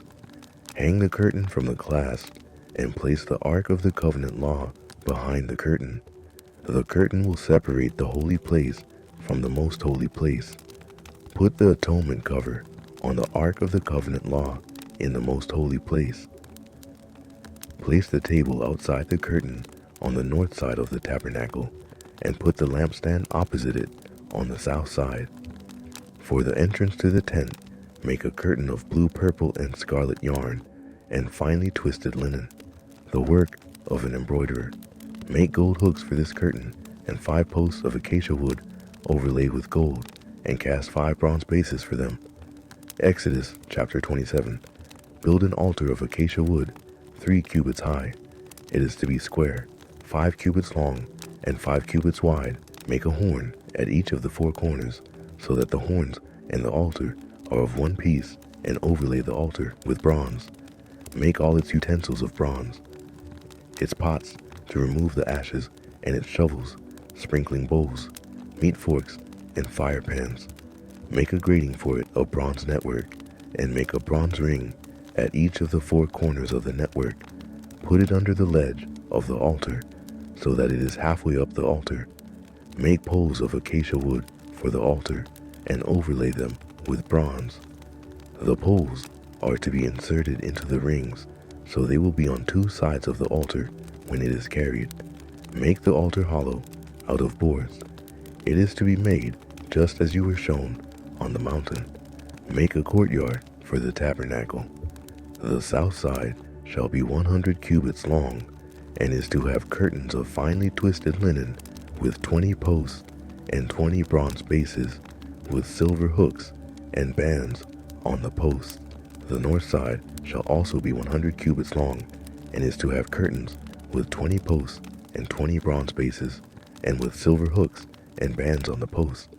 The west end of the courtyard shall be 50 cubits wide, and have curtains with 10 posts and 10 bases. On the east end towards the sunrise, the courtyard shall also be 50 cubits wide. Curtains, 15 cubits long, are to be on one side of the entrance, with 3 posts and 3 bases, and curtains 15 cubits long are to be on the other side, with 3 posts and 3 bases. For the entrance to the courtyard, provide a curtain 20 cubits long, of blue, purple, and scarlet yarn, and finely twisted linen, the work of an embroiderer, with 4 posts and 4 bases. All the posts around the courtyard are to have silver bands, and hooks, and bronze bases. The courtyard shall be 100 cubits long, and 50 cubits wide, with curtains of finely twisted linen, 5 cubits high, and with bronze bases. All the other articles used in the service of the tabernacle, whatever their function, including all the tent pegs for it, and those for the courtyard, are to be of bronze. Command the Israelites to bring you clear oil of pressed olives for the light, so that the lamps may be kept burning. In the tent of meeting, outside the curtain that shields the ark of the covenant law, Aaron and his sons are to keep the lamps burning before the Lord from evening till morning. This is to be a lasting ordinance among the Israelites for the generations to come. Exodus chapter 28. Let Aaron your brother be brought to you from among the Israelites, with his sons Nab and Abihu, Eleazar and Ithamar, so that they may serve me as priests. Make sacred garments for your brother Aaron, to give him dignity and honor. Tell all the skilled workers, to whom I have given wisdom in such matters, that they are to make garments for Aaron for his consecration, so that he may serve me as priest. These are the garments they are to make: a breastpiece, an ephod, a robe, a woven tunic, a turban, and a sash. They are to make these sacred garments for your brother Aaron and his sons, so that they may serve me as priests. Make them use gold and blue, purple, and scarlet yarn, and fine linen. Make the ephod of gold, and of blue, purple, and scarlet yarn, and of finely twisted linen, the work of skilled hands. It is to have 2 shoulder pieces attached to 2 of its corners, so that it can be fastened. Its skillfully woven waistband is to be like it of 1 piece with the ephod, and made with gold, and with blue, purple, and scarlet yarn, and with finely twisted linen. Take 2 onyx stones, and engrave on them the names of the sons of Israel in the order of their birth. 6 names on 1 stone, and the remaining 6 on the other. Engrave the names of the sons of Israel on the 2 stones, the way a gem cutter engraves a seal. Then mount the stones in gold filigree settings, and fasten them on the shoulder pieces of the ephod as memorial stones for the sons of Israel. Aaron is to bear the names on his shoulders as a memorial before the Lord. Make gold filigree settings and 2 braided chains of pure gold like a rope, and attach the chains to the settings. Fashion a breastpiece for making decisions, the work of skilled hands. Make it like the ephod of gold, and of blue, purple, and scarlet yarn, and of finely twisted linen. It is to be square a span long, and a span wide, and folded double. Then mount 4 rows of precious stones on it. The first row shall be carnelian, chrysolite, and beryl. The second row shall be turquoise, lapis lazuli, and emerald. The third row shall be jacinth, agate, and amethyst. The fourth row shall be topaz, onyx, and jasper. Mount them in gold filigree settings. There are to be 12 stones, 1 for each of the names of the sons of Israel, each engraved like a seal with the name of one of the 12 tribes. For the breastpiece, make braided chains of pure gold, like a rope.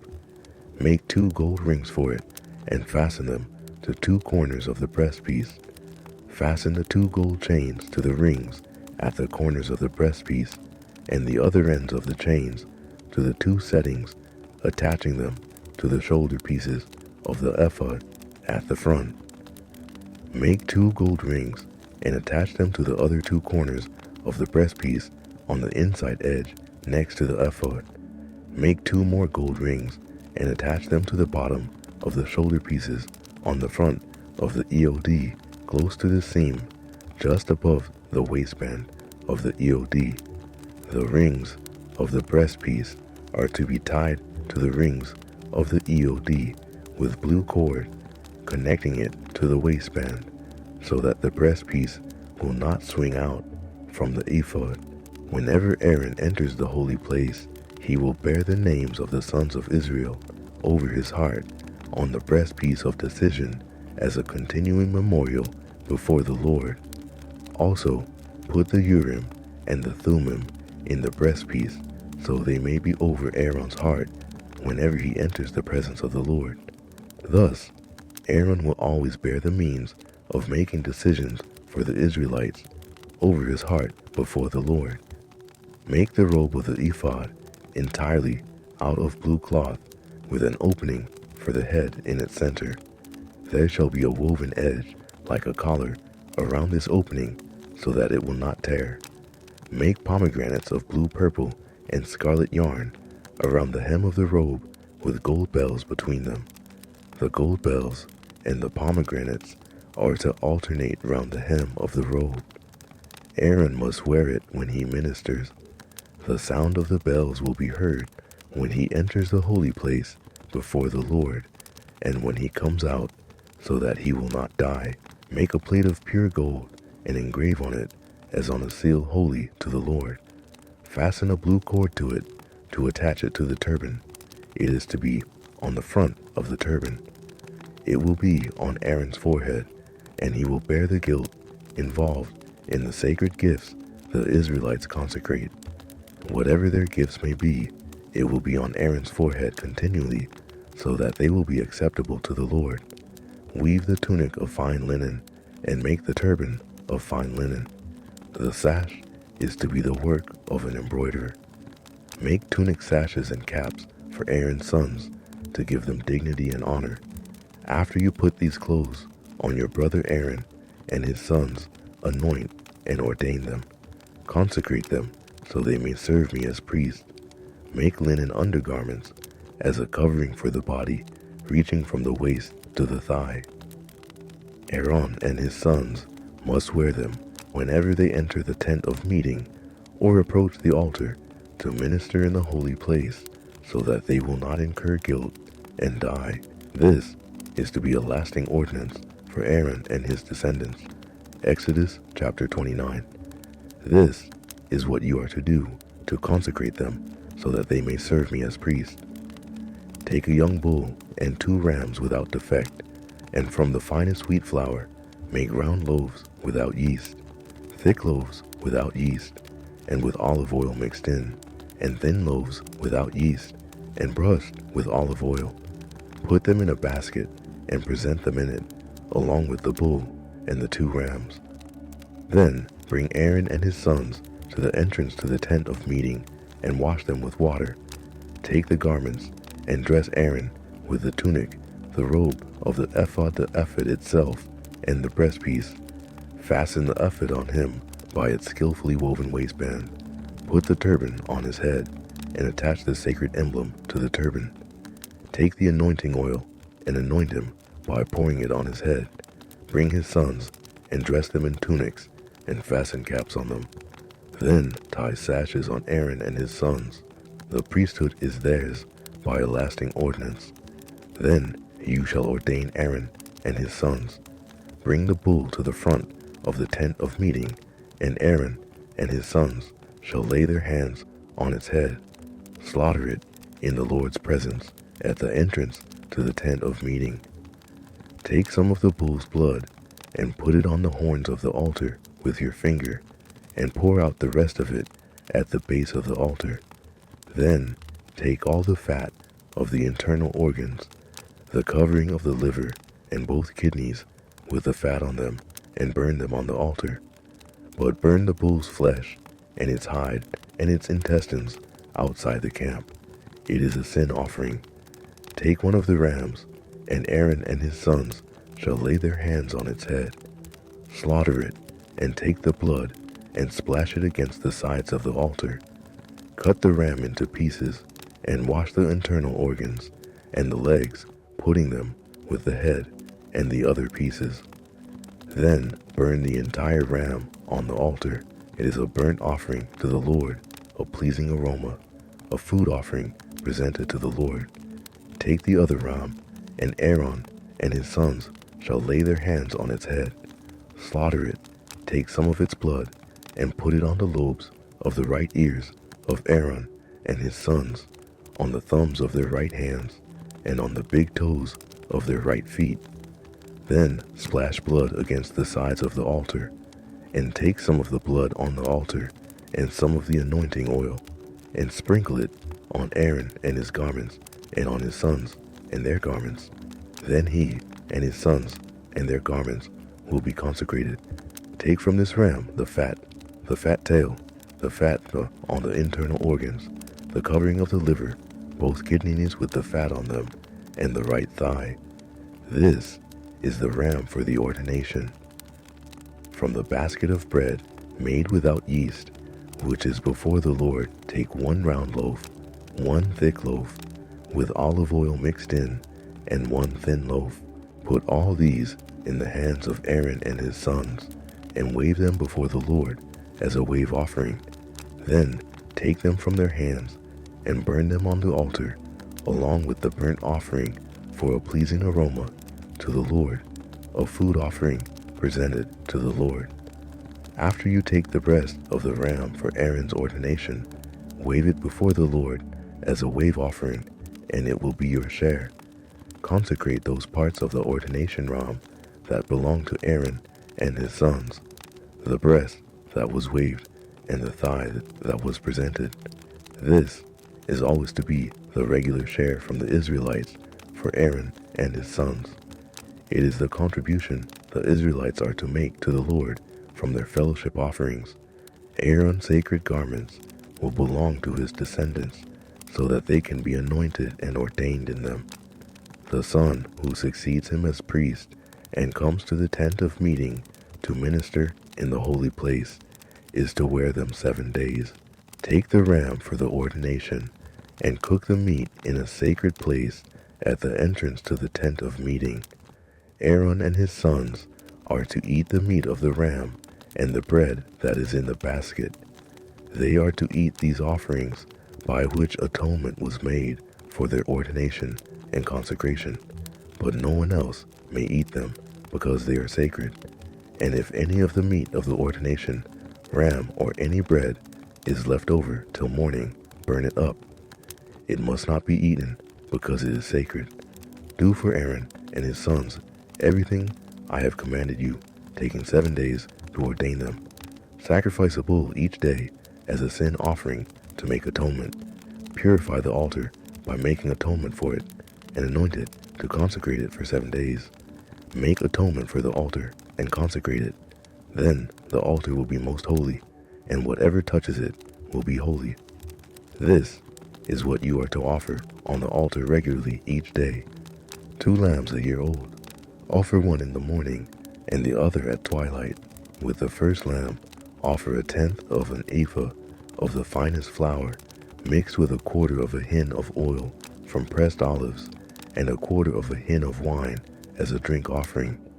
Sacrifice the other lamb at twilight with the same grain offering and its drink offering as in the morning, a pleasing aroma, a food offering presented to the Lord for the generations to come. And this burnt offering is to be made regularly at the entrance to the tent of meeting before the Lord. There I will meet you and speak to you. There also I will meet with the Israelites, and the place will be consecrated by my glory. So I will consecrate the tent of meeting and the altar, and will consecrate Aaron and his sons to serve me as priests. Then I will dwell among the Israelites and be their God. They will know that I am the Lord their God, who brought them out of Egypt, so that I might dwell among them. I am the Lord their God. Exodus 30. Make an altar of acacia wood for burning incense. It is to be square, a cubit long, and a cubit wide, and 2 cubits high, its horns of one piece with it. Overlay the top and all the sides, and the horns with pure gold, and make a gold molding around it. Make 2 gold rings for the altar below the molding, 2 on each of the opposite sides, to hold the poles used to carry it. Make the poles of acacia wood, and overlay them with gold.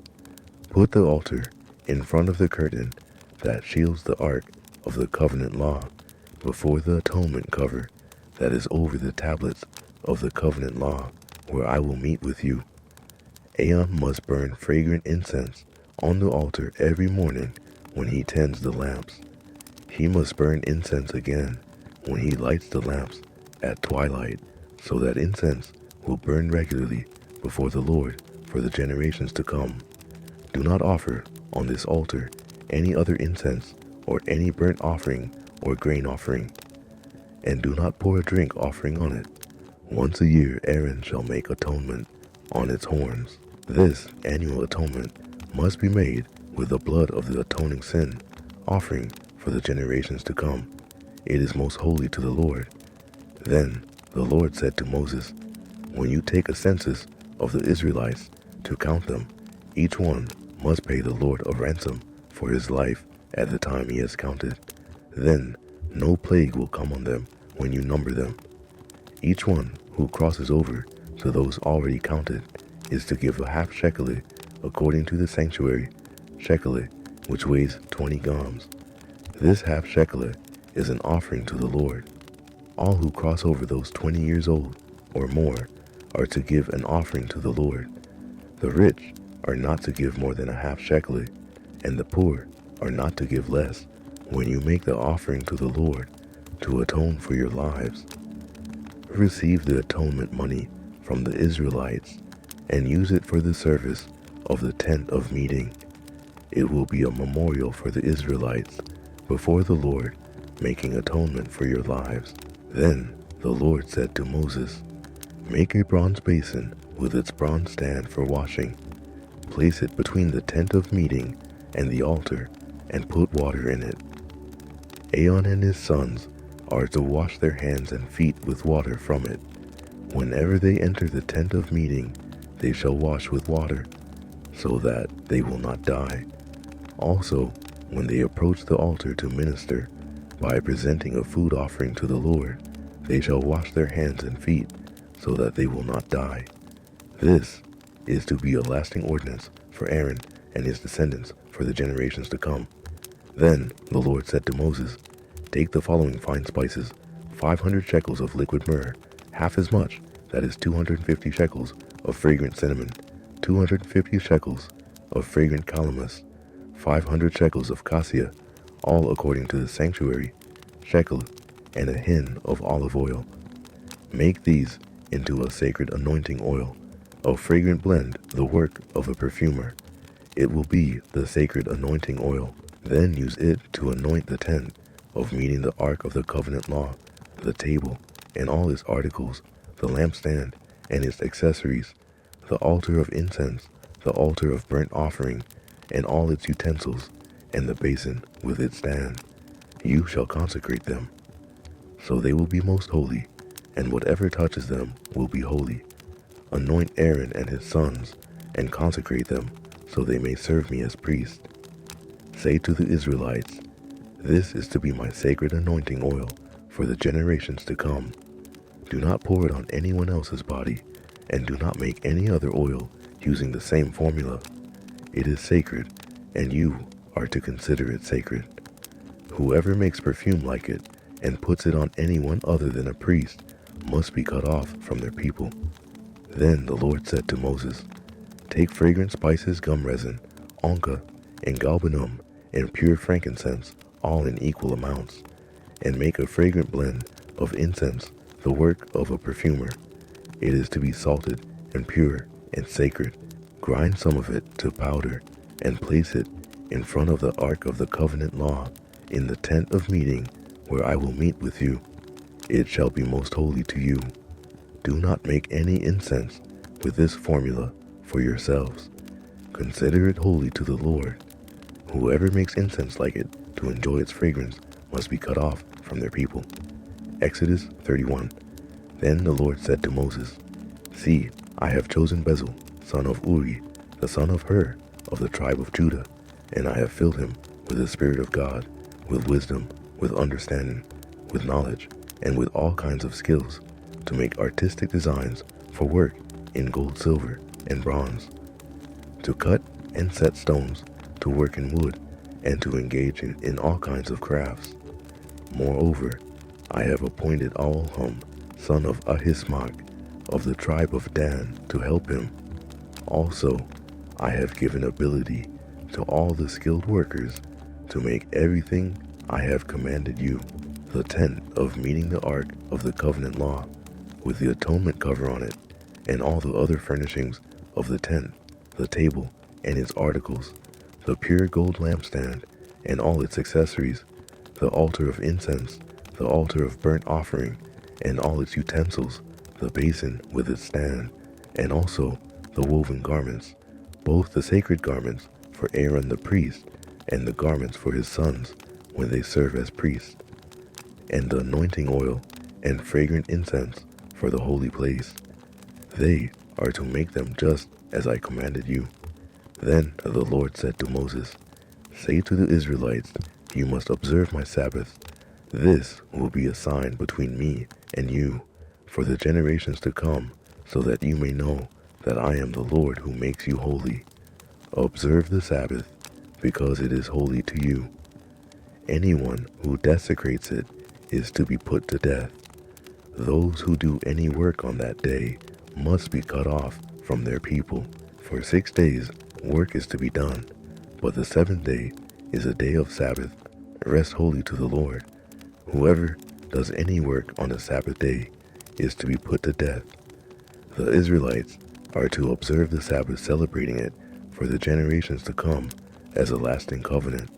It will be a sign between me and the Israelites forever. For in 6 days the Lord made the heavens and the earth, and on the seventh day he rested and was refreshed. When the Lord finished speaking to Moses on Mount Sinai, he gave him the 2 tablets of the covenant law, the tablets of stone inscribed by the finger of God. Exodus 32.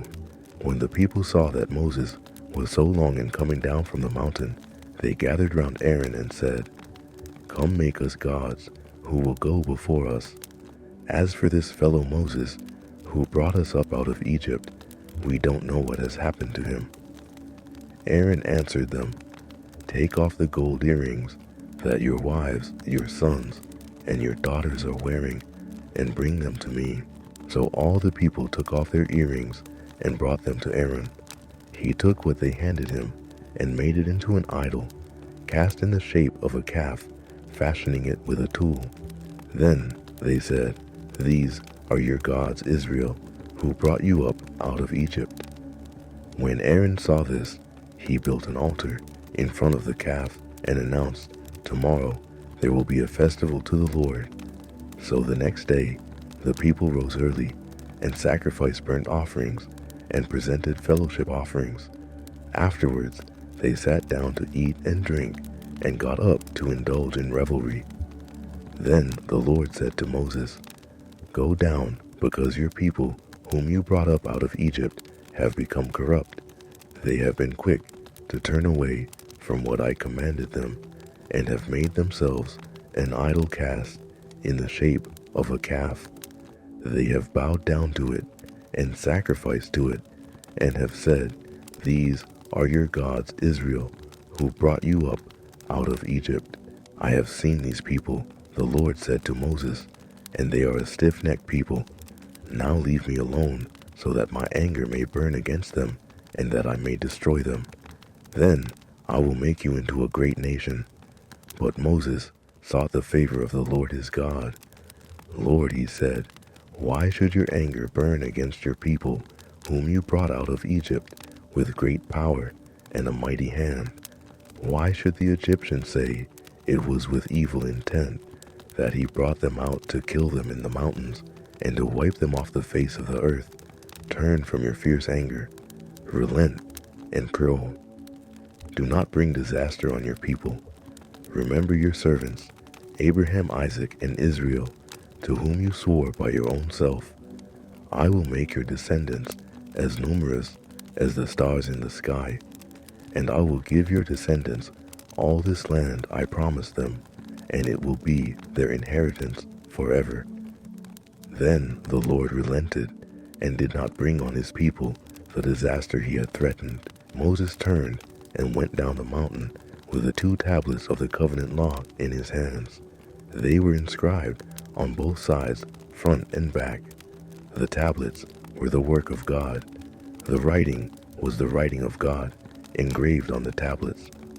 When Joshua heard the noise of the people shouting, he said to Moses, "There is the sound of war in the camp."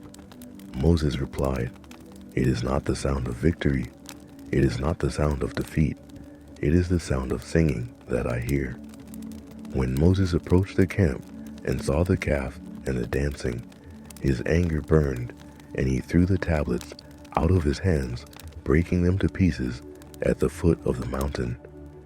And he took the calf the people had made and burned it in the fire.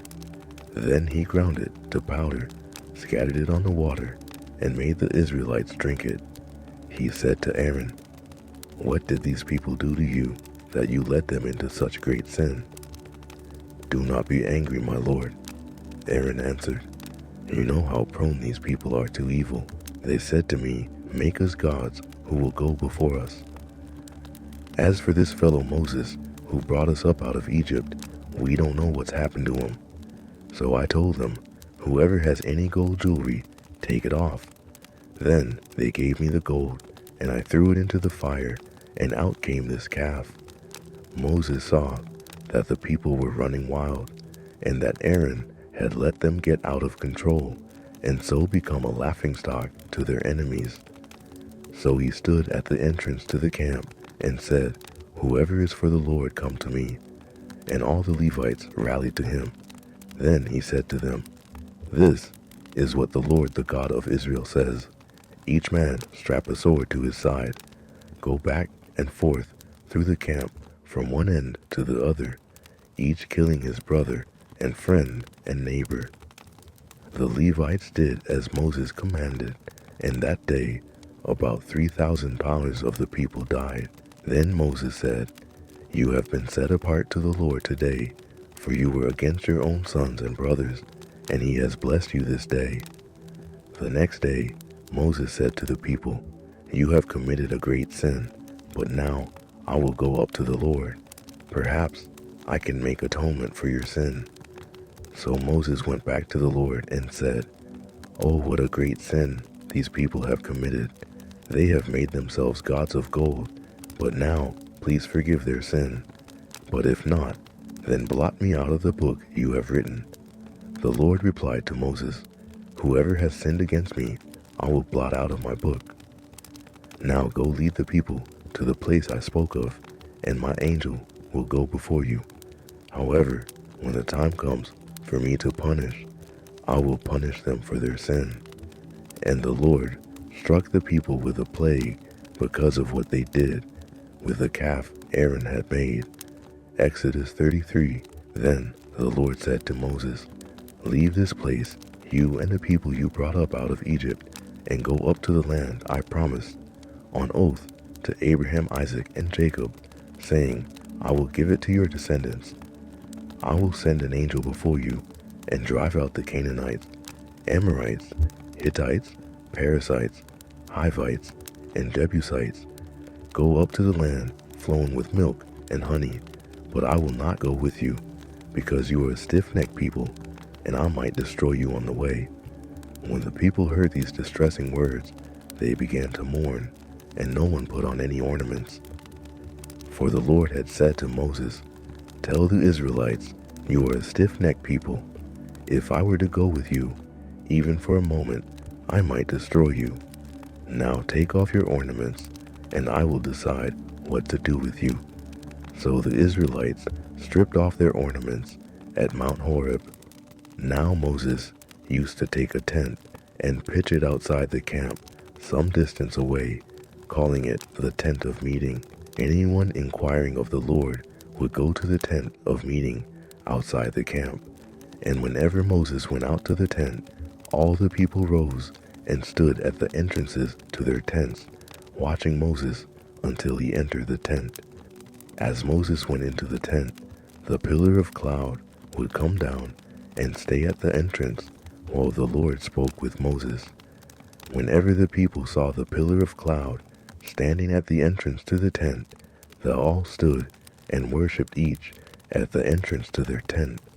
The Lord would speak to Moses face to face as one speaks to a friend. Then Moses would return to the camp. But his young assistant, Joshua, son of Nun, did not leave the tent. Moses said to the Lord, "You have been telling me lead these people, but you have not let me know whom you will send with me.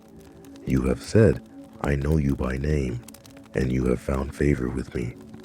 If you are pleased with me, teach me your ways, so I may know you and continue to find favor with you. Remember that this nation is your people." The Lord replied, "My presence will go with you, and I will give you rest."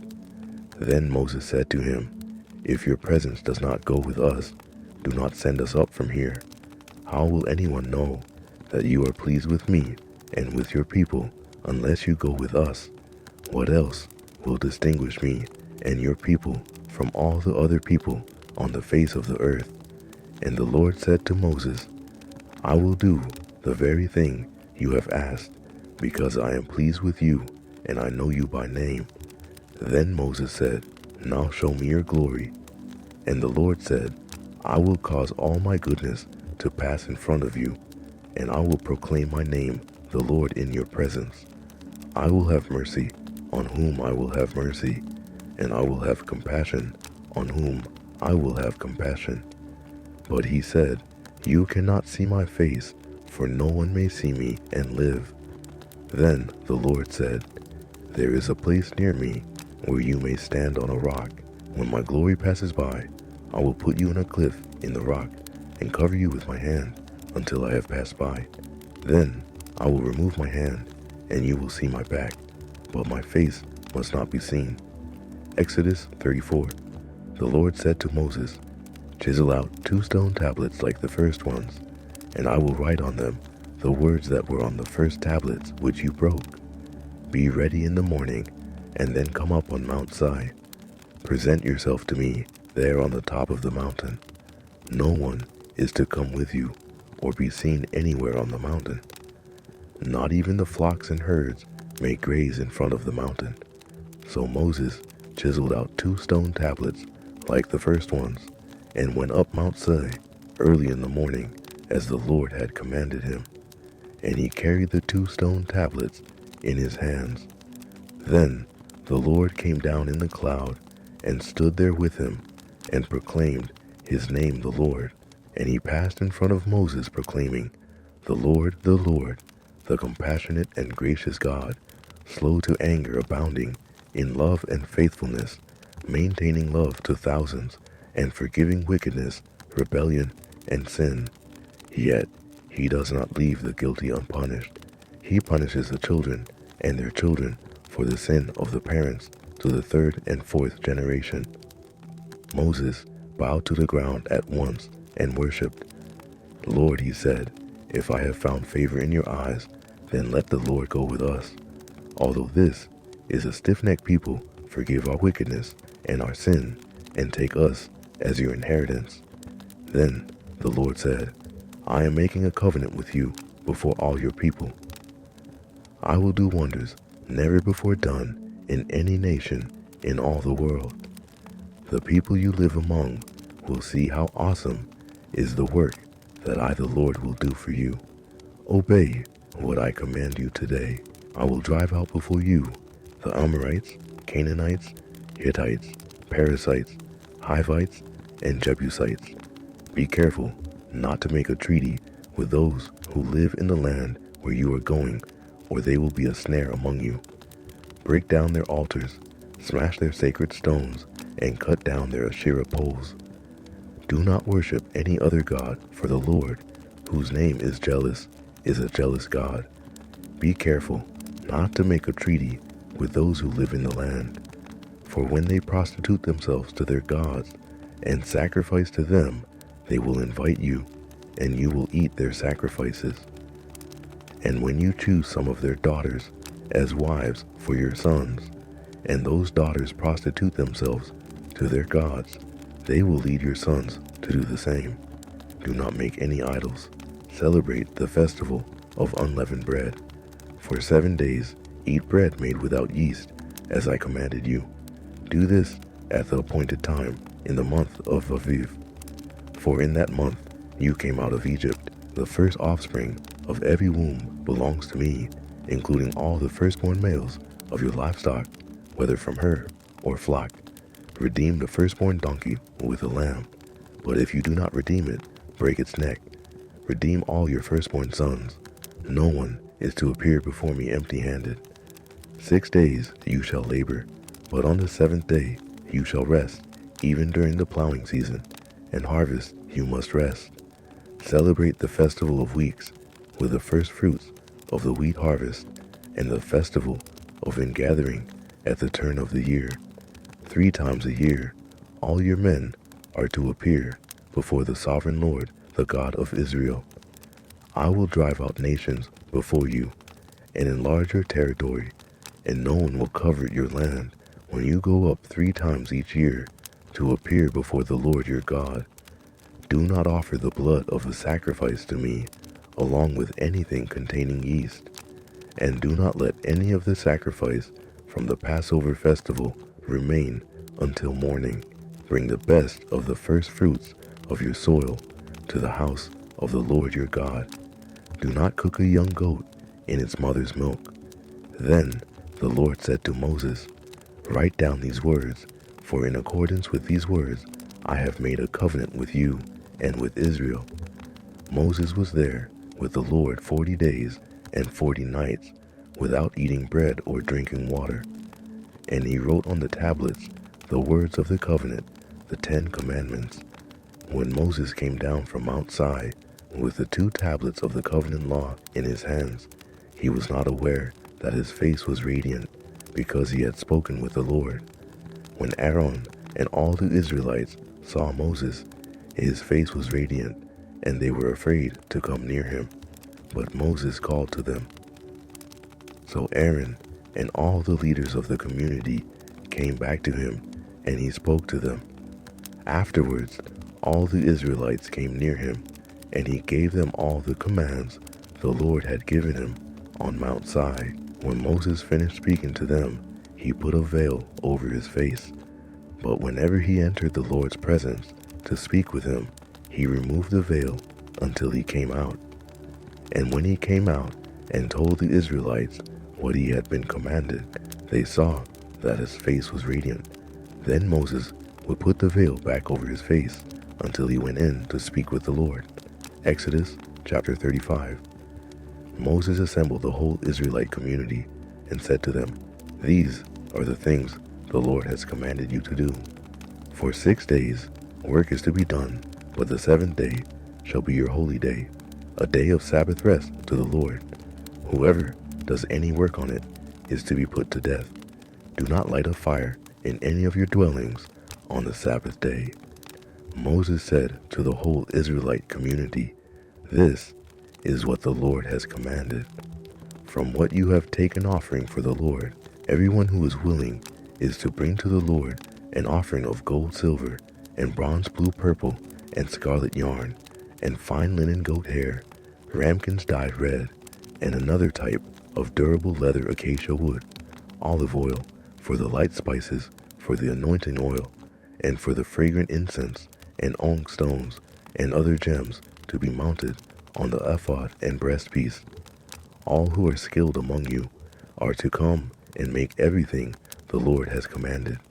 The tabernacle with its tent and its covering clasp, frames, crossbars, posts, and bases, the ark with its poles, and the atonement cover, and the curtain that shields it, the table with its poles, and all its articles, and the bread of the presence, the lampstand that is for light, with its accessories, lamps, and oil for the light, the altar of incense with its poles, the anointing oil, and the fragrant incense, the curtain for the doorway at the entrance to the tabernacle, the altar of burnt offering with its bronze grating, its poles, and all its utensils, the bronze basin with its stand, the curtains of the courtyard with its posts and bases, and the curtain for the entrance to the courtyard, the tent pegs for the tabernacle and for the courtyard, and their ropes, the woven garments worn for ministering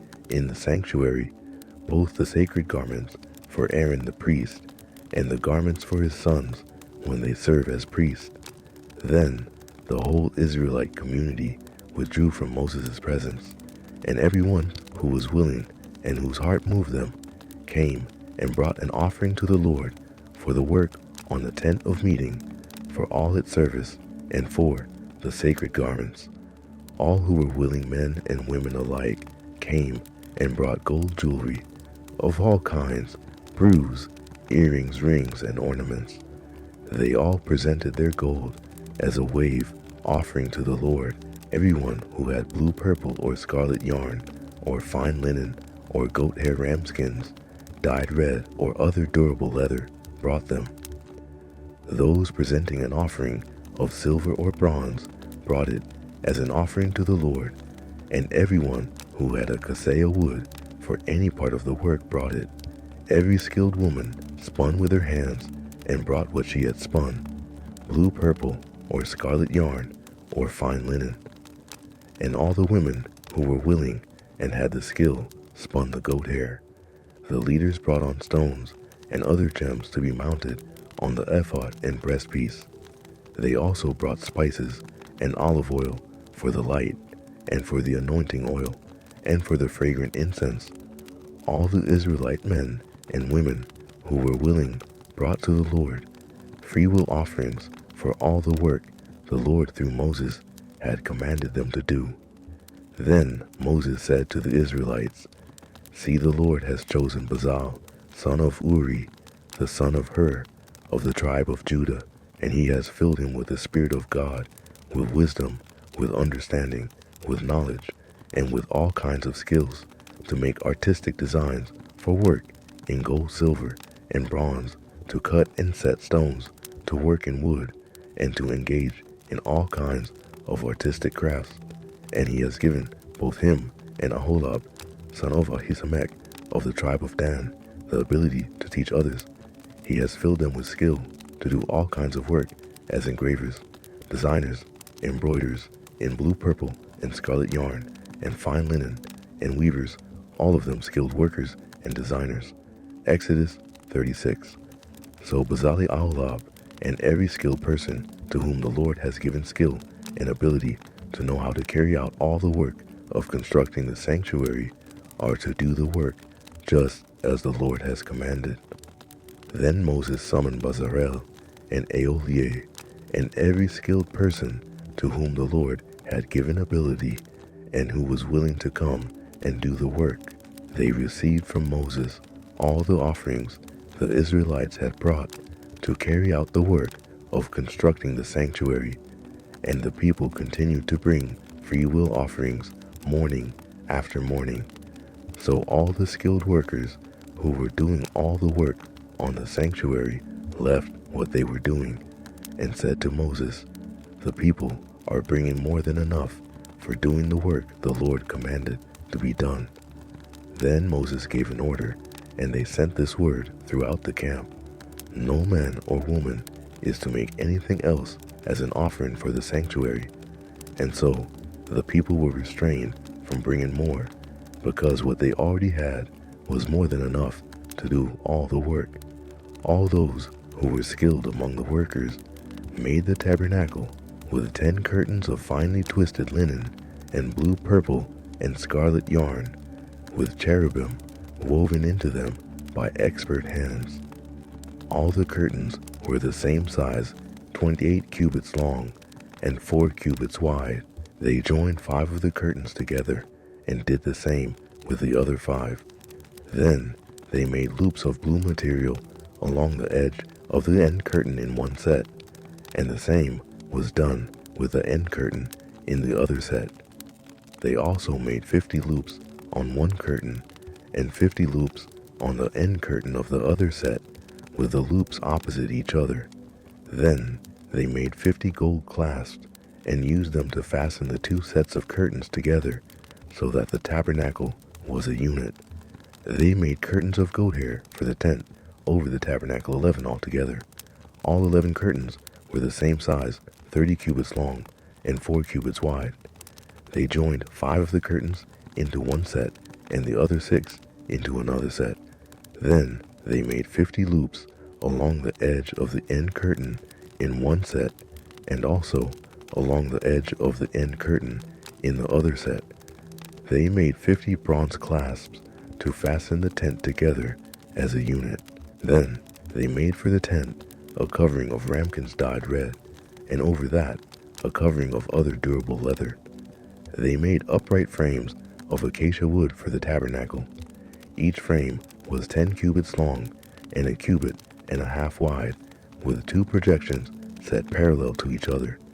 They made all the frames of the tabernacle in this way. They made 20 frames for the south side of the tabernacle and made 40 silver bases to go under them. 2 bases for each frame, 1 under each projection. For the other side, the north side of the tabernacle, they made 20 frames and 40 silver bases, 2 under each frame. They made 6 frames for the far end, that is the west end of the tabernacle, and 2 frames were made for the corners of the tabernacle at the far end. At these 2 corners, the frames were double from the bottom all the way to the top and fitted into a single ring. Both were made alike, so there were 8 frames and 16 silver bases, 2 under each frame. They also made crossbars of acacia wood, 5 for the frames on one side of the tabernacle, 5 for those on the other side, and 5 for the frames on the west. At the far end of the tabernacle, they made the center crossbar so that it extended from end to end at the middle of the frames. They overlaid the frames with gold and made gold rings to hold the crossbars. They also overlaid the crossbars with gold. They made the curtain of blue, purple, and scarlet yarn and finely twisted linen with cherubim woven into it by a skilled worker. They made 4 posts of acacia wood for it and overlaid them with gold. They made gold hooks for them and cast their 4 silver bases. For the entrance to the tent, they made a curtain of blue, purple, and scarlet yarn and finely twisted linen, the work of an embroiderer. And they made 5 posts with hooks for them. They overlaid the tops of the posts and their bands with gold and made their 5 bases of bronze. Exodus 37. Bezalel made the ark of acacia wood too, and 1 or 2 cubits long, a cubit and a half wide, and a cubit and a half high. He overlaid it with pure gold, both inside and out, and made a gold molding around it. He cast 4 gold rings for it, and fastened them to its 4 feet, with 2 rings on one side and 2 rings on the other. Then he made poles of acacia wood, and overlaid them with gold. And he inserted the poles into the rings on the sides of the ark to carry it. He made the atonement cover of pure gold, 2 and 1 or 2 cubits long, and a cubit and a half wide. Then he made 2 cherubim out of hammered gold at the ends of the cover. He made 1 cherub on one end, and the second cherub on the other. At the 2 ends, he made them of one piece with the cover. The cherubim had their wings spread upwards, overshadowing the cover with them. The cherubim faced each other, looking towards the cover. They made the table of acacia wood, 2 cubits long, a cubit wide, and a cubit and a half high. Then they overlaid it with pure gold, and made a gold molding around it. They also made around it a rim, a handbreadth wide, and put a gold molding on the rim. They cast 4 gold rings for the table and fastened them to the 4 corners where the 4 legs were. The rings were put close to the rim to hold the poles used in carrying the table. The poles for carrying the table were made of acacia wood and were overlaid with gold, and they made from pure gold the articles for the table, its plates and dishes and bowls, and its pictures for the pouring out of drink offerings. Though made the lampstand of pure gold, they hammered out its base and shaft, and made its flower-like cups, buds and blossoms of one piece with them. 6 branches extended from the sides of the lampstand, 3 on one side and 3 on the other. 3 cups shaped like almond flowers, with buds and blossoms, were on one branch, 3 on the next branch, and the same for all 6 branches extending from the lampstand. And on the lampstand were 4 cups shaped like almond flowers, with buds and blossoms. 1 bud was under the first pair of branches extending from the lampstand, a 2nd bud under the 2nd pair, and a 3rd bud under the 3rd pair, 6 branches in all. The buds and the branches were all of one piece, with the lampstand hammered out of pure gold. They made its 7 lamps, as well as its wick trimmers and trays of pure gold. They made the lampstand and all its accessories from 1 talent of pure gold. They made the altar of incense out of acacia wood. It was square a cubit long, and a cubit wide, and 2 cubits high, its horns of one piece with it. They overlaid the top and all the sides and the horns with pure gold, and made a gold molding around it. They made 2 gold rings below the molding too, on each of the opposite sides, to hold the poles used to carry it. They made the poles of acacia wood and overlaid them with gold. They also made the sacred anointing oil and the pure fragrant incense, the work of a perfumer. Exodus chapter 38. They built the altar of burnt offering of acacia wood, 3 cubits high. It was square 5 cubits long and 5 cubits wide, though made a horn at each of the 4 corners, so that the horns and the altar were of one piece. And they overlaid the altar with bronze. They made all its utensils of bronze, its pot shovels, sprinkling bowls, meat forks, and fire pans. They made a grating for the altar, a bronze network to be under its ledge halfway up the altar. They cast bronze rings to hold the poles for the 4 corners of the bronze grating. They made the poles of acacia wood and overlaid them with bronze. They inserted the poles into the rings so they would be on the sides of the altar for carrying it. They made it hollow out of boards. They made the bronze basin and its bronze stand from the mirrors of the women who served at the entrance to the tent of meeting. Next, they made the courtyard. The south side was 100 cubits long and had curtains of finely twisted linen with 20 posts and 20 bronze bases, and with silver hooks and bands on the posts. The north side was also 100 cubits long and had 20 posts and 20 bronze bases with silver hooks and bands on the posts. The west end was 50 cubits wide and had curtains with 10 posts and 10 bases with silver hooks and bands on the posts. The east end towards the sunrise was also 50 cubits wide.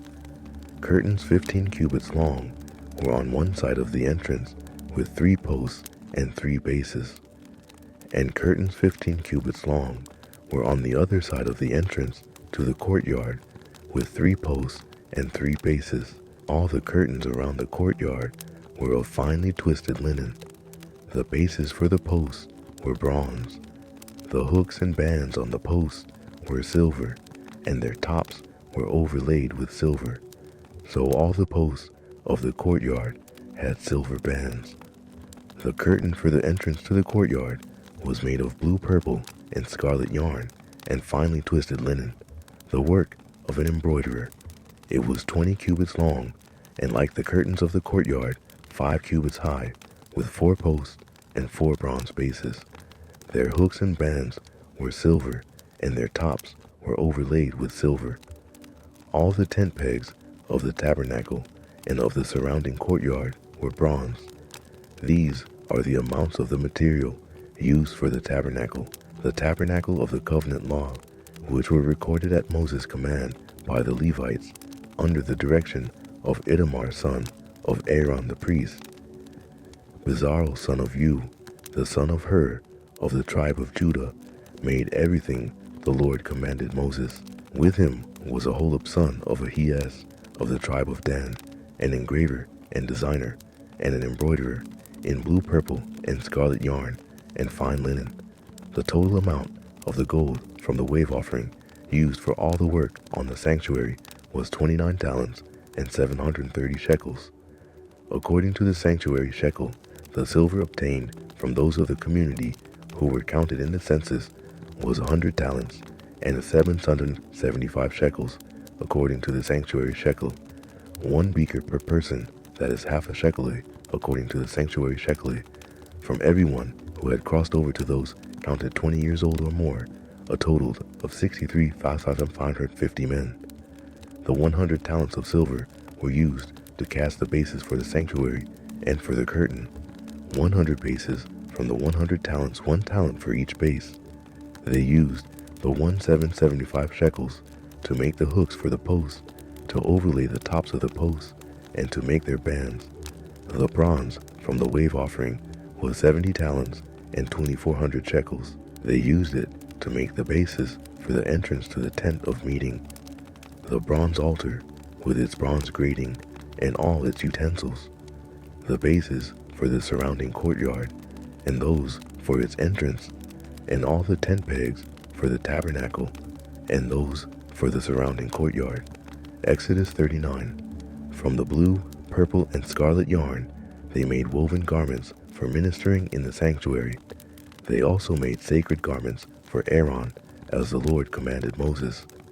They made the ephod of gold, and of blue, purple, and scarlet yarn, and of finely twisted linen. They hammered out thin sheets of gold, and cut strands to be worked into the blue, purple, and scarlet yarn, and fine linen, the work of skilled hands. They made shoulder pieces for the ephod, which were attached to 2 of its corners, so that it could be fastened. Its skillfully woven waistband was like it of 1 piece, with the ephod, and made with gold, and with blue, purple, and scarlet yarn, and with finely twisted linen, as the Lord commanded Moses. They mounted the onyx stones in gold filigree settings, and engraved them like a seal with the names of the sons of Israel. Then they fastened them on the shoulder pieces of the ephod as memorial stones for the sons of Israel, as the Lord commanded Moses. They fashioned the breastpiece, the work of a skilled craftsman. They made it like the ephod of gold, and of blue, purple, and scarlet yarn, and of finely twisted linen. It was square, a span long, and a span wide, and folded double. Then they mounted 4 rows of precious stones on it. The first row was carnelian chrysolite and beryl. The second row was turquoise lapis lazuli and emerald. The third row was jacinth agate and amethyst. The fourth row was topaz onyx and jasper.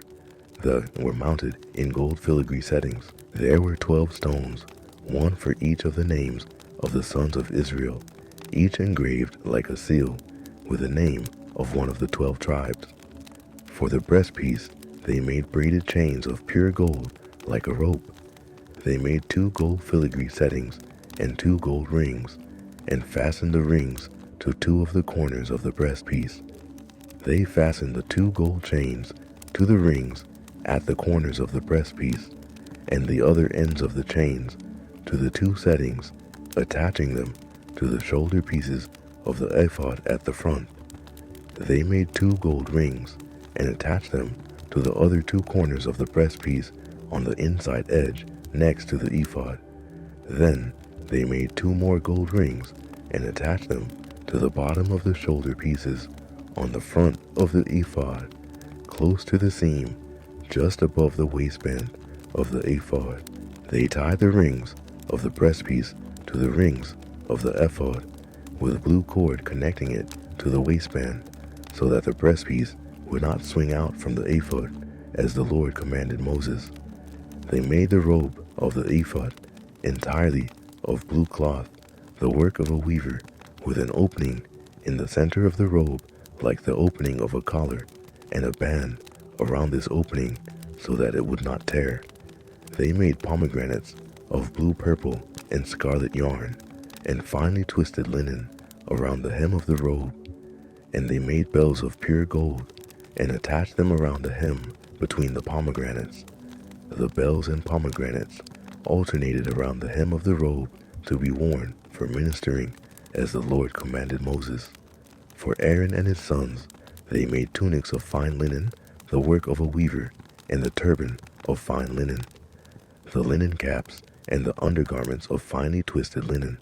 The sash was made of finely twisted linen and blue, purple, and scarlet yarn, the work of an embroiderer, as the Lord commanded Moses.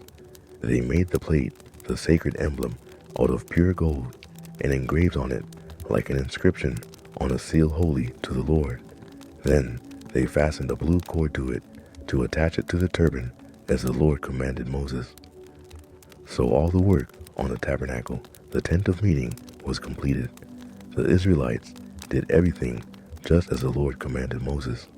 Then they brought the tabernacle to Moses, the tent, and all its furnishings, its clasp frames, crossbars, posts, and bases, the covering of ramekins dyed red, and the covering of another durable leather, and the shielding curtain, the ark of the covenant law, with its poles, and the atonement covered the table with all its articles, and the bread of the presence, the pure gold lampstand, with its row of lamps, and all its accessories, and the olive oil for the light, the gold altar, the anointing oil, the fragrant incense, and the curtain for the entrance to the tent, the bronze altar, with its bronze grating its poles, and all its utensils, the basin with its stand, the curtains of the courtyard, with its posts and bases, and the curtain for the entrance to the courtyard, the ropes and tent pegs for the courtyard, all the furnishings for the tabernacle, the tent of meeting, and the woven garments worn for ministering in the sanctuary, both the sacred garments for Aaron the priest, and the garments for his sons when serving as a praise priest. The Israelites had done all the work just as the Lord had commanded Moses. Moses inspected the work and saw that they had done it just as the Lord had commanded. So Moses blessed them. Exodus 40. Then the Lord said to Moses, "Set up the tabernacle, the tent of meeting, on the first day of the first month. Place the ark of the covenant law in it, and shield the ark with the curtain. Bring in the table, and set out what belongs on it. Then bring in the lampstand, and set up its lamps. Place the gold altar of incense in front of the ark of the covenant law, and put the curtain at the entrance to the tabernacle. Place the altar of burnt offering in front of the entrance to the tabernacle, the tent of meeting. Place the basin between the tent of meeting and the altar, and put water in it. Set up the courtyard around it, and put the curtain at the entrance to the courtyard. Take the anointing oil, and anoint the tabernacle and everything in it. Consecrate it and all its furnishings, and it will be holy. Then anoint the altar of burnt offering and all its utensils. Consecrate the altar, and it will be most holy. Anoint the basin and its stand, and consecrate them. Bring Aaron and his sons to the entrance to the tent of meeting, and wash them with water. Then dress Aaron in the sacred garments. Anoint him and consecrate him, so that he may serve me as priest. Bring his sons and dress them in tunics. Anoint them just as you anointed their father, so that they may serve me as priests. Their anointing will be to a priesthood that will continue throughout their generations." Moses did everything just as the Lord commanded him. So the tabernacle was set up on the first day of the first month in the second year. When Moses set up the tabernacle, he put the bases in place, erected the frames, inserted the crossbars, and set up the posts. Then he spread the tent over the tabernacle, and put the covering over the tent, as the Lord commanded him. He took the tablets of the covenant law, and placed them in the ark, attached the poles to the ark, and put the atonement cover over it. Then he brought the ark into the tabernacle, and hung the shielding curtain, and shielded the ark of the covenant law, as the Lord commanded him. Moses placed the table in the tent of meeting on the north side of the tabernacle outside the curtain, and set out the bread on it before the Lord, as the Lord commanded him. He placed the lampstand in the tent of meeting opposite the table on the south side of the tabernacle, and set up the lamps before the Lord, as the Lord commanded him. Moses placed the gold altar in the tent of meeting in front of the curtain, and burned fragrant incense on it, as the Lord commanded him. Then he put up the curtain at the entrance to the tabernacle. He set the altar of burnt offering near the entrance to the tabernacle, the tent of meeting, and offered on it burnt offerings and grain offerings, as the Lord commanded him. He placed the basin between the tent of meeting and the altar, and put water in it for washing. And Moses and Aaron and his sons used it to wash their hands and feet. They washed whenever they entered the tent of meeting or approached the altar, as the Lord commanded Moses. Then Moses set up the courtyard around the tabernacle and altar, and put the curtain at the entrance to the courtyard. And so Moses finished the work. Then the cloud covered the tent of meeting, and the glory of the Lord filled the tabernacle. Moses could not enter the tent of meeting, because the cloud had settled on it, and the glory of the Lord filled the tabernacle. In all the travels of the Israelites, whenever the cloud lifted from above the tabernacle, they would set out. But if the cloud did not lift, they did not set out until the day it lifted. So the cloud of the Lord was over the tabernacle by day, and fire was in the cloud by night, in the sight of all Israelites during their travels.